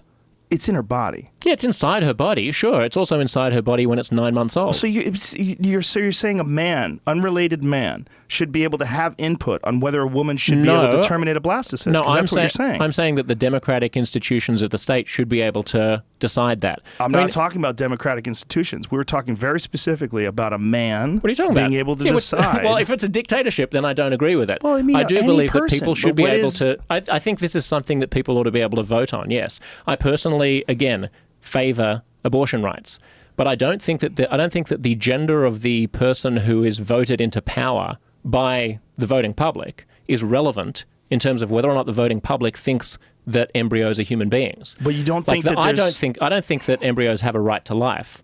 But I don't think that it makes sense to say that an embryo is just the woman's body. We're not talking about an embryo. We're talking about the entire process, right? The entire process of conception to birth, and that somewhere along the line, what are you arguing? Are you becomes arguing slippery. that if there are males in positions of power in Congress, that they should have to abstain from ruling? Should the male justices on the Supreme Court have to abstain from voting on abortion cases? I'm arguing that it's problematic when a man decides, who cannot get pregnant, decides when a baby is actually a baby. So should inside men a not be woman's allowed to body. vote for I'm not saying that. I'm just saying, candidates that are anti-abortion? don't you think it's problematic that a guy should decide whether, like, say if you're a hardcore Yeah, right-wing I've already Christian. said it looks bad. Like Not just the looks. optics is. Fuck looks, man. But Like, what does like, just- problematic mean other than looks? Well, it's not. It's a huge issue. It's not looks. It's a huge issue that someone who cannot get pregnant decides that another human being that they're totally unrelated to can't make the decision that 5 cells that have bundled together must be brought to life. They think that those 5 cells are a person. Well, they don't even know this chick. I mean, you're just a lot of cells. They don't We're all even just know cells. this person. They don't know this person. Why should they have any power over this person? Well, And why when- should they have any but power when over are determining whether or When not? are they controlling a person's body, and when are they saving a baby? Well, that's precisely the question, isn't it? Right. That is the question. Should a male have the right to determine whether or not a woman can murder her newborn baby? It's a good question. I say no. At least you're consistent. Yeah. I don't think What that if you the should baby's be able 1 to, year old? I don't think anybody should be able to murder a baby. I don't think a man should have the right. I think we society, as a society, collectively. No. You were just. I thought you were just saying that you think that a man should not be able to prevent a mother from killing her baby. No, I said that wrong. Okay. What I mean is no. Because that is what you're saying with regard to abortion. You're saying that a man should not have the right to prevent a woman from killing her baby. This is a very odd in the eyes of conversation the when we religious- interrupt each other. It's not going to work. Okay. I know what you're saying. And I know that you're saying that we should all have a stake in this. We should all be able to discuss this. I just think that when you talk about, like, especially like a blastocyst eventually becoming an embryo, we have to agree in some way, shape, or form that you and I don't have a stake in it. We're not going to get pregnant. No, It's a way bigger issue for a woman than it is for a man. Yes. So we agree. We agree that it's a way bigger issue for a And woman we than it is both for a agree man. that you But should be able to discuss it. I just think. We both agree that you should be able to discuss it. Yeah, I mean, and you should be able to where have I'm coming this from here, weird Joe, debate. Where I'm coming from here is that I feel like we use identity politics to deprive other people of standing to discuss questions that are actually universal because they're moral questions. Right. And I think we all have. So one thing that I try to do as much as possible is understand where people who I disagree with are coming from, and I know you do that as well. So I am pro-abortion rights. But in order for me to understand where people who detest abortion are coming from, it's necessary for me to make the sort of leap of empathy and logic into their camp and see things from the way that they see them, which is that the instant an egg is fertilized, for them that becomes a sacred question of a new life, where it's no longer about the woman's body. It's now a moral and ethical question that we're all involved in because we're all involved in what our culture is allowed to do and who it's allowed to kill and how it's allowed to kill them. So it becomes a bit more like a death penalty question where you might say, well, I'm never going to be up for the death penalty because I'm never going to do anything that would put me on death row. So what standing do I have to be in favor or against the death penalty? That's sort of a moot question. Like, we're all in this society together. We all have to figure out what's right and wrong. And if we've got a brain, we should have conversations about what's good or bad. And the fact that I'm unlikely to be in a specific scenario doesn't actually really give me less standing to have a conversation about it, or even to write laws about it if people vote me into a position where I can write laws about it. Well, I certainly think it does when you're talking about a blastocyst. I certainly think it does when you talk about the argument of conception and when something becomes alive. So let me ask you this. When do you think abortion should be legal? Do you think it should be legal up to 9 months, or do you think there should be a cutoff period? I think it should basically be legal all the way up to 9 months, and I probably agree with Peter Singer that maybe it's occasionally okay to kill babies. So you think, so you think that a viable baby inside a woman's body at 9 months old, she's fully pregnant, as long as that baby doesn't come out, she should be able to kill it? Well, I'm saying even if it does come out, maybe. But that's because I'm evil. That's so weird. Ridiculous. You Look, really I think a think woman should that be able I to don't- murder a baby? Well, religious people think that you No, I'm think not that talking because about they that. think that blastocysts I'm are not babies. talking about religious people. I'm talking about you. Yeah, I don't. I think it's obvious that the process of going from an egg into a Joe Rogan is such a long and incremental passage that I don't see any reason why 20 weeks or 22 weeks or even vaginal birth is like the absolute moral cutoff. See, don't you think, though, that that's weird that you have this like really rigid opinion on it? I don't have a rigid opinion. Well, you think that you could kill a baby? You don't think that's rigid? No, because I'm absolutely open to being convinced out of that. It's just I happen to have read a book by Peter Singer about that, and so he's sort of convinced me. I mean, what you would hope for... He convinced you that you should be able to kill a baby when it's born? Well, that there would be systems in place that would help mothers. I don't think that it should be... I sort of agree with Bill Clinton's old framing that abortion should be safe, legal, and rare. Right, that you should have as many opportunities for people not to get pregnant in the first place, widespread contraception, widespread sex education, and that this should not just be a form of birth control. Right. On the other hand, if people find themselves in a horrible pickle and they don't know of how to get out of it... You think you should be able to hit the baby with a rock? We used to do it years ago, didn't we? Yeah. I don't know, Joe. It sounds pretty horrible, doesn't it? It does. It does. But again, you can't get pregnant and I can't get pregnant. So That's it sounds... true. People but I are could getting kill my kids furious. after they're born. They're getting furious at us right now for even discussing it because Absolutely. of the fact that we can't get pregnant. They're wrong. They're wrong. But you're right? No, I'm right that I should be able to talk about it, but I don't know what the answer is. You definitely should be able to talk about it, but should be able to kill a baby with a rock. Yeah, probably. Nah, probably Maybe not. when I talk about that, I'll never be on death row. Maybe that's how I'll get on death row. I'll end up killing my children. It's so evil and unsympathetic and unempathetic. Some people think that killing a blastocyst is the same, Joe. It is, but you don't see that little fucker. No, you don't. Blastocyst is So as long as you would have to have like reading glasses on to even look at it at the head of a So pin. as long as you put a comforter over the baby so you can't see what's happening. I think what we're talking about is a really complicated subject. And I think it's one of the reasons why people like to box it and put it into this yes or no, black or white. Because it's so complicated to really sit back and think that, hey, if you have an abortion at, 4 weeks, 5 weeks, 6, when does it have fingers? When does it have a heartbeat? When is it okay? And it's also incredibly fraught with tripwires, right? I mean, people are not going to be happy with me saying that, that you should be able to kill a baby, and people are not going to be happy with you saying that you should be able to kill a blastocyst. I think more people will hate my position, if it even is a position. But, well, when does a blastocyst, is it at the moment of conception? Like, how much time do you have? It's almost like a race to kill the baby. We need... Oh, God. Well, some people don't think that you should even be able to use contraception. Well, that's right. And also, like, this is one of those things where, a bit like pedophilia, it's a subject where it's not really possible. Like, it raises passions so immediately. Look at what happened to Milo Yiannopoulos when he was talking about his pedophilia stuff, right? Well, he was also talking about his own personal experiences and framing them in a positive way. Yeah. And even saying that he was a sexual predator. And that's what he said on my podcast. Yes. When he got on the other podcast, when he was on the Drunken Peasants podcast, that's where it got more weird. Yeah. Because then he started framing it in a different way and saying that he thinks that there's a lot of positive benefits to a young man, I shouldn't say a young man, a boy, having a relationship with a man sexually that can help them. And that there's positive benefits to being molested as a young boy. I think that's obviously a horrible thing to say.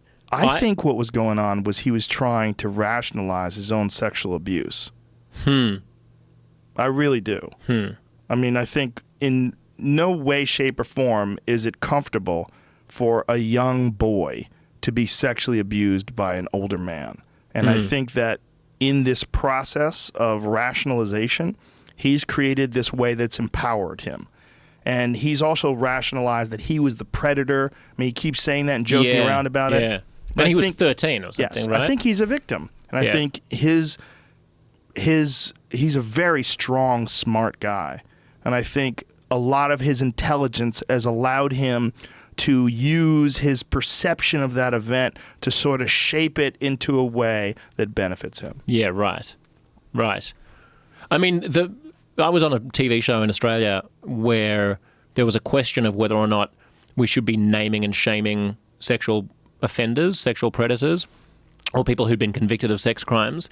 And in the meeting before we went on air, because it's a live show, I raised the point that, like, I think the more sort of interesting and controversial angle here is what a bloody horrible nightmare it would be to be born being sexually attracted towards infants. Right? Now, this is in no way to diminish the monstrosity that is pedophilia. I think it's the worst thing that you can do to abuse the trust of children who are too young to know any better.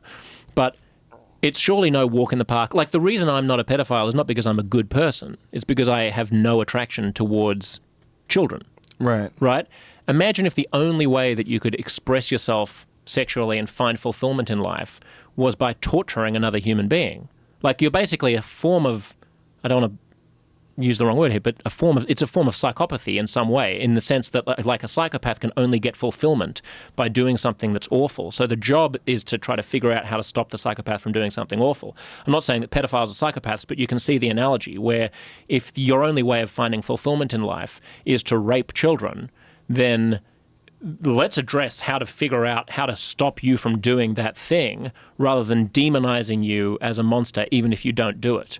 Yeah, right? that's a really... But for me to even say that, like, a lot of Yeah. people are going to push back on that as well. And it's a very similar thing to where I'm just trying to figure out in my head what makes the most sense to me. And as you say, it's got to be some kind of a spectrum of, like, it can't be black and white, either on abortion or on something like pedophilia. But the moment you start having conversations like this, shit's going to explode because people are very, very, very strident. Like, you got to protect the babies. Like, we're going to protect the children. Yes, I understand that. But does that make it impossible for us to have conversations about it? Right, that's the issue. Is that should you even be allowed to have a conversation about it, and should you have a rigid black or white view of this? Yeah. And if you were, well, here's the real question. First of all, we don't know what causes someone to be sexually attracted to children, and we don't know how many of those people, but there's a significant amount who are actually molested themselves. Yep. I mean, that's a huge factor in child abuse. So, what causes that? I mean, is it? And here's even more fucked up. Throughout history, some of the greatest minds have been pedophiles. Really? Sure, Socrates, Plato. I mean, you can go back through history. They were all fucking young kids. Well, I mean, the Greeks were like that, weren't they? Although that was some like of the Romans, many ancient cultures. I think that was adolescence, though, right? They were fucking... Whatever. They're fucking 12-year-olds. Yeah, like What Milo boys Yiannopoulos was talking about. It's pedophilia. Where you're talking about babies, which I think is probably even more rare than someone fucking young boys. Yeah. But it's a very bizarre part of our human history. Yeah. Very bizarre. And it makes you wonder how much of that sexual abuse gets somehow or another transferred from a child being abused to that child growing up, becoming an adult, and becoming an abuser themselves. What is it? A cancer of ideas? Is it a disease, almost like a sexual disease that gets spread from perpetrator to victim? The victim becomes perpetrator, makes new victims. Well, do you think it's the same act now as it was back then? Because it's more accepted back then. It was more accepted back then. So I wonder if it wouldn't have been less. I don't know. Maybe it's not less bad. I'm trying to think. I'm talking now only about people who are sexually mature, right? So like someone who's like a 15-year-old catwalk model. Let's assume that it's a woman who's walking down the catwalks of Milan and Paris and has what she thinks is a consensual relationship with a 25-year-old fashion designer. That's against the law, and it's regarded as being deeply unethical in our current society. Happened all the time in other societies. Yeah.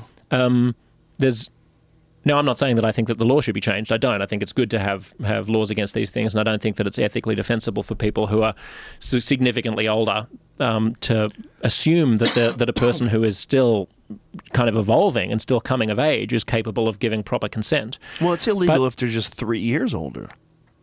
I mean, that's where it gets really weird. Right. Well, that is weird. That's stupid. How about I think a week older? Yeah, exactly. If they're like 17 and 51 weeks and the other person's 18 and 1 day. It's illegal. That's stupid. There's a Romeo and Juliet clause that some countries have. Like, I think in the Netherlands, it's not against the law to have sex with people even as young as 12 or 13, as long as if you're 14. Oh, okay. Right, or like if you're like maybe I guess. 18. But what is the law in America? libertine. If you're 15 and your girlfriend's 14, is that legal? I think it's a state-by-state thing, isn't it? But that's a good question. Is that... Well, you would never be prosecuted, but there have been these weird cases where teenagers have been prosecuted for having like dick pics of not only their boyfriends or girlfriends, well, not dick pics of their girlfriends, unless they're trans, but of themselves, and they've been prosecuted for child porn because they're a child and they're holding pornography. Yeah, I had a whole bit about it. Yeah, I had a whole bit about this Bloody girl. ridiculous. Who? Yeah, they arrested her. She was sending boys pictures of her pussy, and they arrested her for child pornography. She was 15 years old. Yeah, I mean, that's a weird use of the law. You know, like, if she's sending it to other girls and boys that are her age, it's not your business. I mean, who are you It's the parents' protecting by business. throwing her in jail? No one. But it's an ability. When you give someone a game called arrest people that are doing bad, here's the law. If they don't follow by the bylines, you're allowed to lock them in a cage, and this is your job. You're allowed to do that, and I want you to arrest a certain amount of people per month. Otherwise, you're fucked. Yep. I mean, that's the issue with quotas and police officers. Yeah. I mean, it's almost like, I can't remember who I heard saying this the other day, that police used to go out and catch bad guys and, like, solve crimes, but now we've sort of outsourced to police the job of just making everything kind of nice. Well, police are glorified revenue collectors in a lot of ways. I mean, why are they, giving people tickets for, certain traffic violations? Yeah. I mean, why Or for are they smoking a plant. Yeah, there's a lot of things that people get arrested for where they're essentially just providing money to the system. They're not serving or protecting. It's funny. It's one of the things where when I talk to Americans about the best things about America, the number one thing that Americans will always say is freedom, that this country represents freedom. But the actual daily experience, like, I've lived in New York and I've lived in Copenhagen and I've lived in Australia. And, like, the daily experience of, like, I was standing outside my apartment in New York drinking an open beverage, just watching the world go by, and a couple of cops came over, and one of them was like, "Yo, what's in the glass? What's in the glass?" And I was like, "Just soda." It was vodka soda. Just soda. And his partner had to be like, "Don't worry about it. Like, come on, don't make a big deal out of it." And they walked away. But I was like, go to a park in Copenhagen, everyone's drinking beer. They're not getting harassed by cops. Isn't that a kind of freedom as well? They're taking off their shirts and they're playing volleyball topless with their first of breasts all, hanging out. you're talking about one specific area, because if you go to New Orleans, people walk down the street drinking all the time. Yes, and it's more free. Yeah, if you're in Vegas, people walk down the street drinking. Yeah. Yeah, I mean, is it better to live in Vegas or New Orleans? Some people would say yes, and other people would say, I don't want that for the children. It's bad for the children that I might abort. Yeah, that's right, exactly. I don't know, man. I don't know. I mean, I think it's complex. All these issues are very complex. It's like, when should you just let people run free and rampant to the point where chaos ensues? And here's another problem. And I was talking about this with a friend of mine the other day about North Korea. When people have become sort of indoctrinated into a specific style of life and behavior, and then all of a sudden you remove the reins. Yes. Like when people who live in Kansas go to Vegas and, we can drink all night, as opposed to someone who grows up in that environment. Or, like, say we were looking at the North Korea footage yesterday of them goose-stepping down the street and the giant throngs of people who are following the orders and doing the bidding of Kim Jong-un. We're saying, like, what would happen to those people if you removed this military dictatorship and gave them a democratic life? Would they even be able to appreciate it and understand it? Or are they so institutionalized? Are they so indoctrinated into this very specific style of living and behavior that they wouldn't be able to adjust? Like, I talked to Ron Miscavige about that. He got out of Scientology when he was fucking 76. I mean, stop and think about that. The guy got in 1970 and got out in 2012. Lived the bulk of his life in this really bizarre environment, and now all of a sudden he's this free man. I think that's right, and this is one of my concerns about laws that prevent people from doing things. This is why I'm sort of libertarian-ish when it comes to non-economic cultural issues, because I actually think you need to inculcate in people an experience of showing restraint on them by themselves, because if the law always does it for you, you then remove the laws and all of a sudden everyone goes crazy. It's a bit, you can't imagine that if all of a sudden street drinking were permitted in New York, that people would be vomiting all over the place and, like, getting drunk because they've been so used to, so acclimated to never being allowed to do it, that now it's the forbidden fruit. Yes. Let's go out and just get smashed in the park, because that's what we can do now. Well, you know about Amish people? Yeah, Rumspringa. Yeah, when they get to do that. What was Hell's Playground? Was that the documentary? I haven't seen it. There's a great documentary about it. These people, they have this period of time where they're allowed to do whatever the fuck they want. It's basically when they're in their late teens, right? They're let loose from the Amish communities, and they're allowed to indulge. They go hog wild. Exactly. They party fucking hard, and then they have to figure out whether or not they want to go back to being Amish. And most of them do. Yeah, strange. It's right? interesting that you use the word institutions, Joe, in describing like North Korea, because I think this is another thing that I'm so grateful about America for, and why I'm sort of optimistic that Trump is not going to destroy this country. That institutions like this sounds like such a Valley Girl thing to say. I was going to say institutions like really matter, but they are important. Institutions are like so important. I agree. Oh my god, totes. But it's true. You look at places like Hungary and what we've just seen happen in Turkey, and Russia and Venezuela. And it's much easier for people there who are corrupt or who would like to bring people under their spell to do so, because there aren't these big, robust, divided institutions like the press being fiercely independent, the judicial system being fiercely independent, Congress and the executive hopefully hating each other just enough to keep each other in keep themselves in check, and also just the traditions of American life, where there's I think more acceptance of dissent and of weirdness than there are in those other places. Like Russians are just very, I don't want to generalize here, but allow me to, conformist people. Like they've lived under tsars and fucking empires for centuries and millennia. Like they like following strongmen. Americans aren't like that. Right. I mean, some of them are. There is this kind of militaristic, jingoistic side to America, which is very kind of like salute the flag and like say yes please. Like you got to honor the veterans and everything. I'm not saying you shouldn't, but yeah, exactly. Respect the office, all that kind of stuff. Yeah. And I think that way tyranny lies. I think the best thing that America has ever kind of given the world is its flamboyant, boisterous sense of possibility and craziness that expresses itself in Silicon Valley, and maybe Peter Thiel, who I might not like, but at least he's unusual, in Hollywood, even in Wall Street. There are a whole bunch of, there's just an excitement in this place which seeps out in so many different ways in America that I think to try to corral it as a dictator would be like herding cats. Like it'll just never, it'll never quite work. Well, we can only hope, because if Trump has his way, he would definitely try to do that. He would try to get all these people to do his bidding and figure out some way to dismantle all these different institutions and make it much easier for him to make America great again and just fucking force that agenda through. Yeah, I don't even think he would think that he's doing the wrong thing, would he? I don't know. Do you think, he says he admires Putin, which is very bizarre. It's very bizarre. And when he compared what Putin does to what we do, that we do terrible things too. Like, whoa, that's crazy. That guy murders people on the street. Yeah. Any political opposition, he fucking kills them. He kills reporters. Or somebody does. I don't know if it's him. Allegedly. Somebody does right outside the Kremlin. On the main bridge leading to the Kremlin at night, and all of the security cameras from the Kremlin happen to go off and have their footage missing just when the murder It's happens. amazing. The amount of power that he wields is stunning. Yeah. If someone on the left in America said, oh, who are we to say that Putin is a bad guy? Think of all the bad things that America's done. They would get destroyed!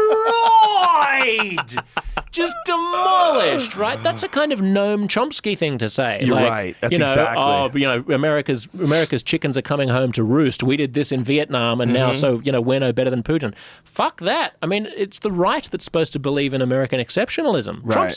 Trump isn't that. Well, he's got a very bizarre interest in Russia, and that's one of the reasons I think why he doesn't want to release his taxes. The real question is, how much money does he have invested in Russia? Like how much financial influence do they have on him?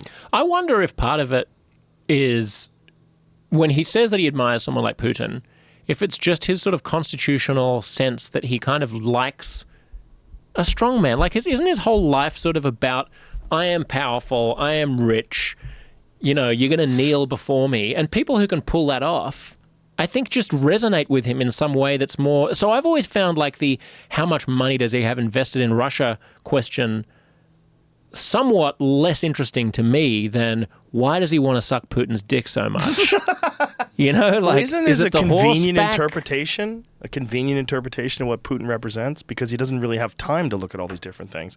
You know, it was revealed the other day that he's not really aware that Kim Jong-un is not Kim Jong-il. Did you see that? It is confusing. There are too many Kims in the careers. But you did no, see I that, didn't right? see that. No, No, it was You like got 2 days confused? ago. Yeah, there was like this ridiculous thing where he was talking about this gentleman. He was talking about Kim Jong-un, and he was referring to conversations that Kim Jong-il has had with Bush. And I mean, the whole thing, I think there's too many things to focus on. Yeah. And he's so fucking busy with himself and his business interests and the things that he's trying to push through, and fucking ExxonMobil and all these different subsidiaries that he's kind of invested in.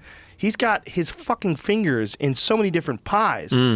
He's also just not interested in the affairs of state. He doesn't care about foreign policy and stuff. Like, it's all a bit. He doesn't like learning stuff. He's not a good reader. Well, what's one of the big concerns is that he's not concerned with foreign policy to the point where he's putting off all these things and letting the military do their job. Yeah. In quotes. Did you see the point that he didn't even authorize the mother of all bombs when it was dropped on Afghanistan last He week? gave the military the option to do what they think is right. And that's what Eisenhower warned about when he left office. Yeah, that's right. But in some crazy way, don't you feel more safe with the military doing it than with Trump doing it? In some way, yes, absolutely. Well, I think there's a real argument that the military has been, that they've been held back to the point, like they have, I mean, like you're engaging in war, right? And that there's a real argument that the people in the military make that people die because they're forced to take too many steps before they get clearance to do something when they're being attacked. And so their argument is it's better to let people who really understand war engage in war. But then there's the Eisenhower argument that, well, you're dealing with an institution like the military-industrial complex. You're dealing with think of it as an organism that survives on war. There's a tremendous amount of money that gets pumped into this thing. This war machine, right? And then what does it want to do? It wants to fucking use all the stuff. It wants to go to war. That's right. And have you noticed how the military contractors, have you looked at how delicately spread out around America they are? Like, they have plants in almost every single state, so that there's always a congressperson or a senator who the military contractors can call up and be like, well, you're going to lose like so many thousand jobs in this little, of course, shitpoke town. It'd actually be it would make more economic sense for them to have consolidated their operations and be making all the submarines and warships in the same place. But they don't. They make one widget in Delaware, they make another one over here, another one over here. It's very so clever. They've got Congress, and no one's ever going to want that plant to close. It's like It's most dodgy. of the things that we've talked about today. They're super complicated, and there's so many different things to consider, and there's no real one black and white answer. When you're dealing with so many factions and so many variables and so many things, that's one of the reasons why being a president is a preposterous idea. It is. It is. It's stupid. It's ridiculous. It's stupid, isn't it? They have too much power. I mean, you talk about black and white and like shades of grey. How do you negotiate with the North Koreans and the South Koreans and the Chinese and the Japanese and the Russians about what to do about Syria? Well, sure, or Syria. Yeah. Shit. I mean, in some ways, what did you think of of Trump hitting Syria? Well, no one died, right? What he did was attack airfields. Yeah. He blew up airfields. It was a show of force. Is it the right thing to do? Shit, I don't know. I don't understand exactly what is accomplished other than you blow up an airfield and they have to rebuild it. I mean, you show people that you can do that, but we already knew you could do that. You show people you're willing to act. I guess. I mean, back in 2012 and 2013, I thought that Obama flubbed it by saying that we wouldn't tolerate the use of chemical weapons and then doing nothing. Well, the reaction by the right and the left. Yep. People were very weary of war back then. Absolutely. I think they've relaxed a little of that. Yeah, when we're willing to go in again. We took a break. Yeah, exactly. I'm going back in. Yeah. It's like, when you go in the pool, you swim for a while, and then you come back out. I'm hot again. I want to get cool again with a nice foreign war. Yeah. There was Vietnam, and we didn't like that. And then we forgot about it long enough, so we did Iraq, and we didn't like that. But now that's kind of receding into the distant past as well. But I actually interviewed Phil Donahue on HuffPost Live because he was a very outspoken anti-war critic. And I was saying at the time, like, can't we be nuanced enough to make a difference, but to understand the difference between the Iraq War, a full-scale invasion based on a misunderstanding or a misleading interpretation of what Iraq's capabilities in its weapons program was. And this Syrian problem, which is a horrifying civil war where a dictator is gassing his own people, and we, didn't want to invade, but drawing some kind of a line in the sand and saying, you can't do that in the 21st century. You can't just be dropping gas canisters on kids so that they bleed out their eyes and cough up their own lungs. That's not a way to behave. And the United States, as an exceptional nation, will do something about that. You're right that Obama really had his hands tied because he went to Congress and Congress didn't give him the power to do it. But I kind of felt somehow sort of slightly vindicated when Trump did it. I was not one of the people on the left who was like, oh my goodness, what's he doing? I was like, well, okay, I mean, at least it's something. I agree, but it's also an incredibly complicated situation because Assad is against ISIS. Superficially, yes. But he uses ISIS as an excuse to be able to target all of his political opponents. It's too much. I can't take it. It's too twisted. It's too twisted. And there's no way to get rid of ISIS without getting rid of Assad, because the locals in Syria who are left hate Assad, who are anti-Assad. They hate Assad even more than they hate ISIS. So as long as Assad is there, they're going to give ISIS their sympathies. So this idea of basically the whole ISIS thing, I think, is just a smokescreen to allow Putin and Assad to crack down on dissidents. But isn't it also a lot of the same issues that they faced when they dethroned Gaddafi in Libya? You create this What void. would happen? Exactly. Well, And now I think it's too Libya's late. a failed state. Yeah, I think we've missed the boat in Syria. Well, what the fuck? What do we do? President Josh Zepps? What do we do? We build a time machine, Joe, and we go back to 2012. There's not much you can do, right? I don't know. There probably wasn't even much we could do. Do you think... But can you imagine, you should have one president that deals with just Syria. That should be your job, 100%. Yeah, that's right. The idea of having a president that also deals with ExxonMobil and BP, and then also was talking to the coal people, and also is talking to the people in Silicon Valley. Well, that's why you have an administration, right? So the Secretary of State is broadly overseeing it, and then they will have a special envoy to the Middle East who basically is the president of the United States for Syria. Yeah, and then Sean Spicer's in charge of cleaning up lies. That's what he's the alternative facts president. Yeah. Do you think that the world would be better or worse off if America had just stayed completely out of the Middle East from the end of the Cold War on? I don't know, and I don't know how you fix the problem of military dictatorships. How do you stop that? How do you overthrow them?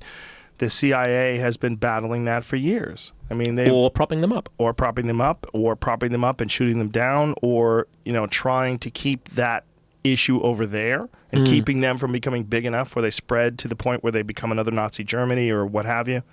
It's a really good question, and I'm too fucking stupid to give you an answer. Yeah, me too. Who knows? Look, it's just disturbing that something like North Korea can exist in 2017. I want to go. I really want to go to North Korea. I think it'd be fascinating. Really?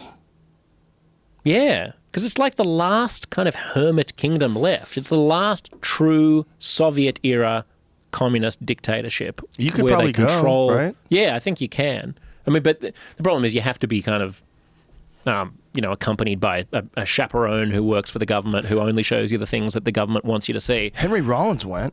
That's right. I heard him on your show. Yeah, that's right. He's so gangster. He's so good. I was in New Zealand actually listening to that episode at the lounge in Auckland Airport coming back to Australia a couple of months ago. And Henry was really inspiring to me in that episode because it made me realize just because I'm getting old and I'm going to be a dad and everything doesn't mean you have to lose your sense of adventure. That dude is badass. Yeah, he's got 100% sense of adventure to the point where he won't have a relationship. He's it's not worth it. It's just too much work. But he's also an interesting case study in giving kids medication at a very early age. He was one of the very early Prozac kids. Oh, really? Yeah, Ritalin rather. Yeah, they Ritalin, hooked him up. They hooked him up with Ritalin when he was fucking 5 years old, man. From 5 years old to high school. How does he feel about that now? Terrible. I mean, he just described it like it's horrible. Like he's white-knuckled his way through the day, and at the end of the day, the Ritalin would wear off and he'd be exhausted. We'd go through class. I mean, that's a good chunk of his intense personality and behavior has to do with him being raised on speed. Yeah.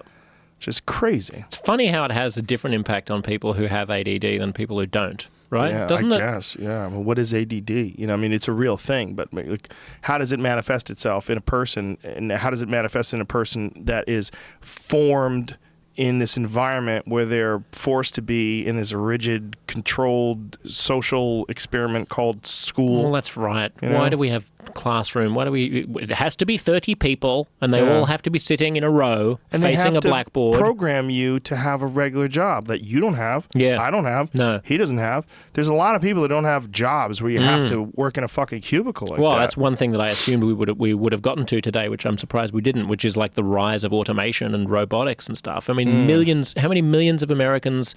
I think it's the largest employment sector for working class males is driving. Yeah. It's a Well, big... self-driving cars are just around the bloody corner. What's going to happen to the millions of Americans who make a living driving trucks and Ubers? The big solution to that a lot of people bring up is universal basic income. But universal basic income, there's people that have a problem with that because they believe that people are only motivated by want. And then as soon as you give them money, then they're not going to just pursue their interests. They're going to lay around and do nothing and just live off of that money only. Well, and this also, the question of whether or not that's right or wrong comes back to America's sort of Puritan work ethic as well, right? The idea that it would necessarily be wrong for a person not to be doing something productive. Right. But like, if the robots are doing all the work and they're producing lots of wealth, then who cares if someone's doing something productive or not? Right. We're worried that they're going to get mad at the people like you that are out there being ambitious and they're going to key your Mercedes. Well, maybe I would sometimes not do anything as well. I'm Australian. We're criminals. Goddamn criminals. We have a saying that thank God we were settled by convicts instead of by Puritans. Well, it's a good point.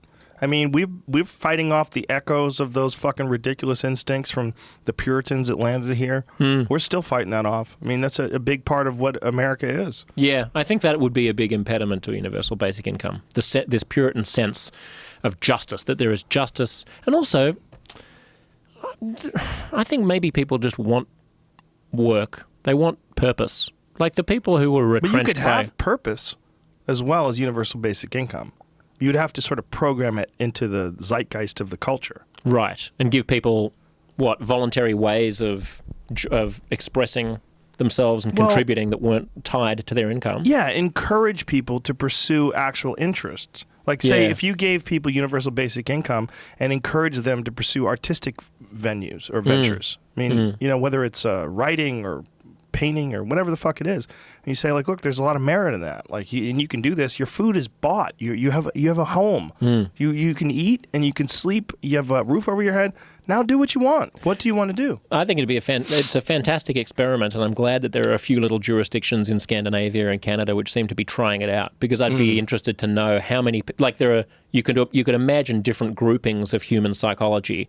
Like some people will be like, awesome, I don't have to worry about making money. I'm going to become the greatest artisanal, furniture maker that I can, and that's fantastic. And then at the other end of the spectrum, there'll be people who are like, sweet, don't have to work. Like I'm just going to sit at home. That's fine too, all right? day. As long as they're not committing crimes. I bet crime rates lower because of that. Oh, I'm sure. I mean, that's what we should be hoping for. And the real good argument for universal basic income is that the money that you spend giving people a certain universal basic income, you would save money from people going to jail, juvenile detention, medical issues, all sorts of issues that come out of poverty. There's a lot of issues that come out of poverty that are directly connected to that. Yeah, this is one of the arguments for welfare as well. I mean, people who say that it wouldn't have any impact on crime, I would just say, look at the different countries in the world that have more or less generous welfare systems. And the ones with more generous welfare systems do tend to be more peaceful places. Yeah, there might be other reasons as well. No, I think they're correlated. And I think also one of the things that I try to do, I really try to support people who make things. Yeah. People who make things by hand. Companies that like make stuff. I like when people make stuff. I like when people pursue like this this table is made by an artist. I like when people make handmade knives. I like that stuff. I think I think people get deep satisfaction in doing things like that. Yeah. Like Russell built. The guy who made that clock right there. That's a handmade clock. That dude built that fucking Stunning. thing. That one, this TGT Studios that built that right there. That's a handmade clock too. I try to support that shit as much as possible. I think that is the future. There's when I look at that clock, I know a guy made that. Yeah. Like, that means something to me. Yeah, it's cool. It's cool. It is also a really cool looking pretty clock. dope. If you asked me to make a clock, wouldn't know where to start, Joe. Well, you would figure it out. I would. If you gave the you enough money was time good and enough. books and all that stuff. But it might not be a clock for you. It might be that Buddha sculpture. Somebody made that and sent it to me. It's great. I mean, there's a lot of things that people can make that other people would enjoy. And I think artisanal goods and services and things that people do that are handcrafted, they have a special meaning to them that people they value versus something that's mass produced. I wonder if enough people can find self-expression through that to counteract the job losses that are resulting from and will continue to result from technological advance. Well, I think that with universal basic income is possible, but I think making things is not necessarily the only way to do it. I mean, it is making art, being creative, encouraging people to think of that as an actual way to live. Yeah. That's a big impediment and a big hurdle that people have to get over. It's like the North Korea thing that you were saying. Like, if you got rid of the North Korean regime, would the people who lived under it have the scope, just the mental scope to know what to do with themselves? In some ways, it's a comparable question with capitalism, right? If you took away the capitalist incentive to work and suddenly, all of a sudden, everybody was liberated and had a basic income that gave them all the sustenance that they need, would they have the horizons available to them, having been raised in this idea of like, you got to work, got to climb your way up the ladder, got to get a 9-to-5 job, go to college, get an education, please the boss, get your promotion. To have all of that suddenly fall away and be like, you know what, just go and make clocks. We'll pay you anyway. Some people would figure it out. But other people would be like lottery winners. They just go crazy. Yeah. Like lottery winners almost universally lose all their money. I know. And they end up unhappier. Yeah, because everybody's mad at them. Yeah. Because if you win $5 million in the lottery, everybody goes, Josh, come on. It's free for you. I got bills, bro. Hook me up. That's right. And then people start, look, you and I are going to do a business. We're going to paint cars. And you're like, fuck, I don't want to paint cars. And next thing you know, you're loaning money out and family wants money from you. And you're just dealing with a lot of bullshit. And also you have expectations immediately after winning that things are going to get a lot better. Yeah. And as you know, from anyone who has paid attention to the process of their own consciousness, whether that's through psychedelics or flotation tanks or what Sam Harris and Dan Harris were talking about recently about meditation, your conscious perception of life is not determined by what's going on outside. Yeah. It is trivially, occasionally, and in the short term, but in the long term, your actual happiness, it comes from within. But people always take the path of least resistance, and oftentimes the path of least resistance is these patterns that we've carved into our behavior, these behavior patterns that we've carved into our psyche, and a lot of times those aren't even the path of least resistance. They become the path of more resistance, but we're so accustomed to those paths that we think of them and treat them as if they're the right path. Mind blown. Fucking man. There's no answers. There's no answers to abortion. There's no answers to North Korea. We didn't figure out shit. It's not the point, Joe. It's not the point to figure it out.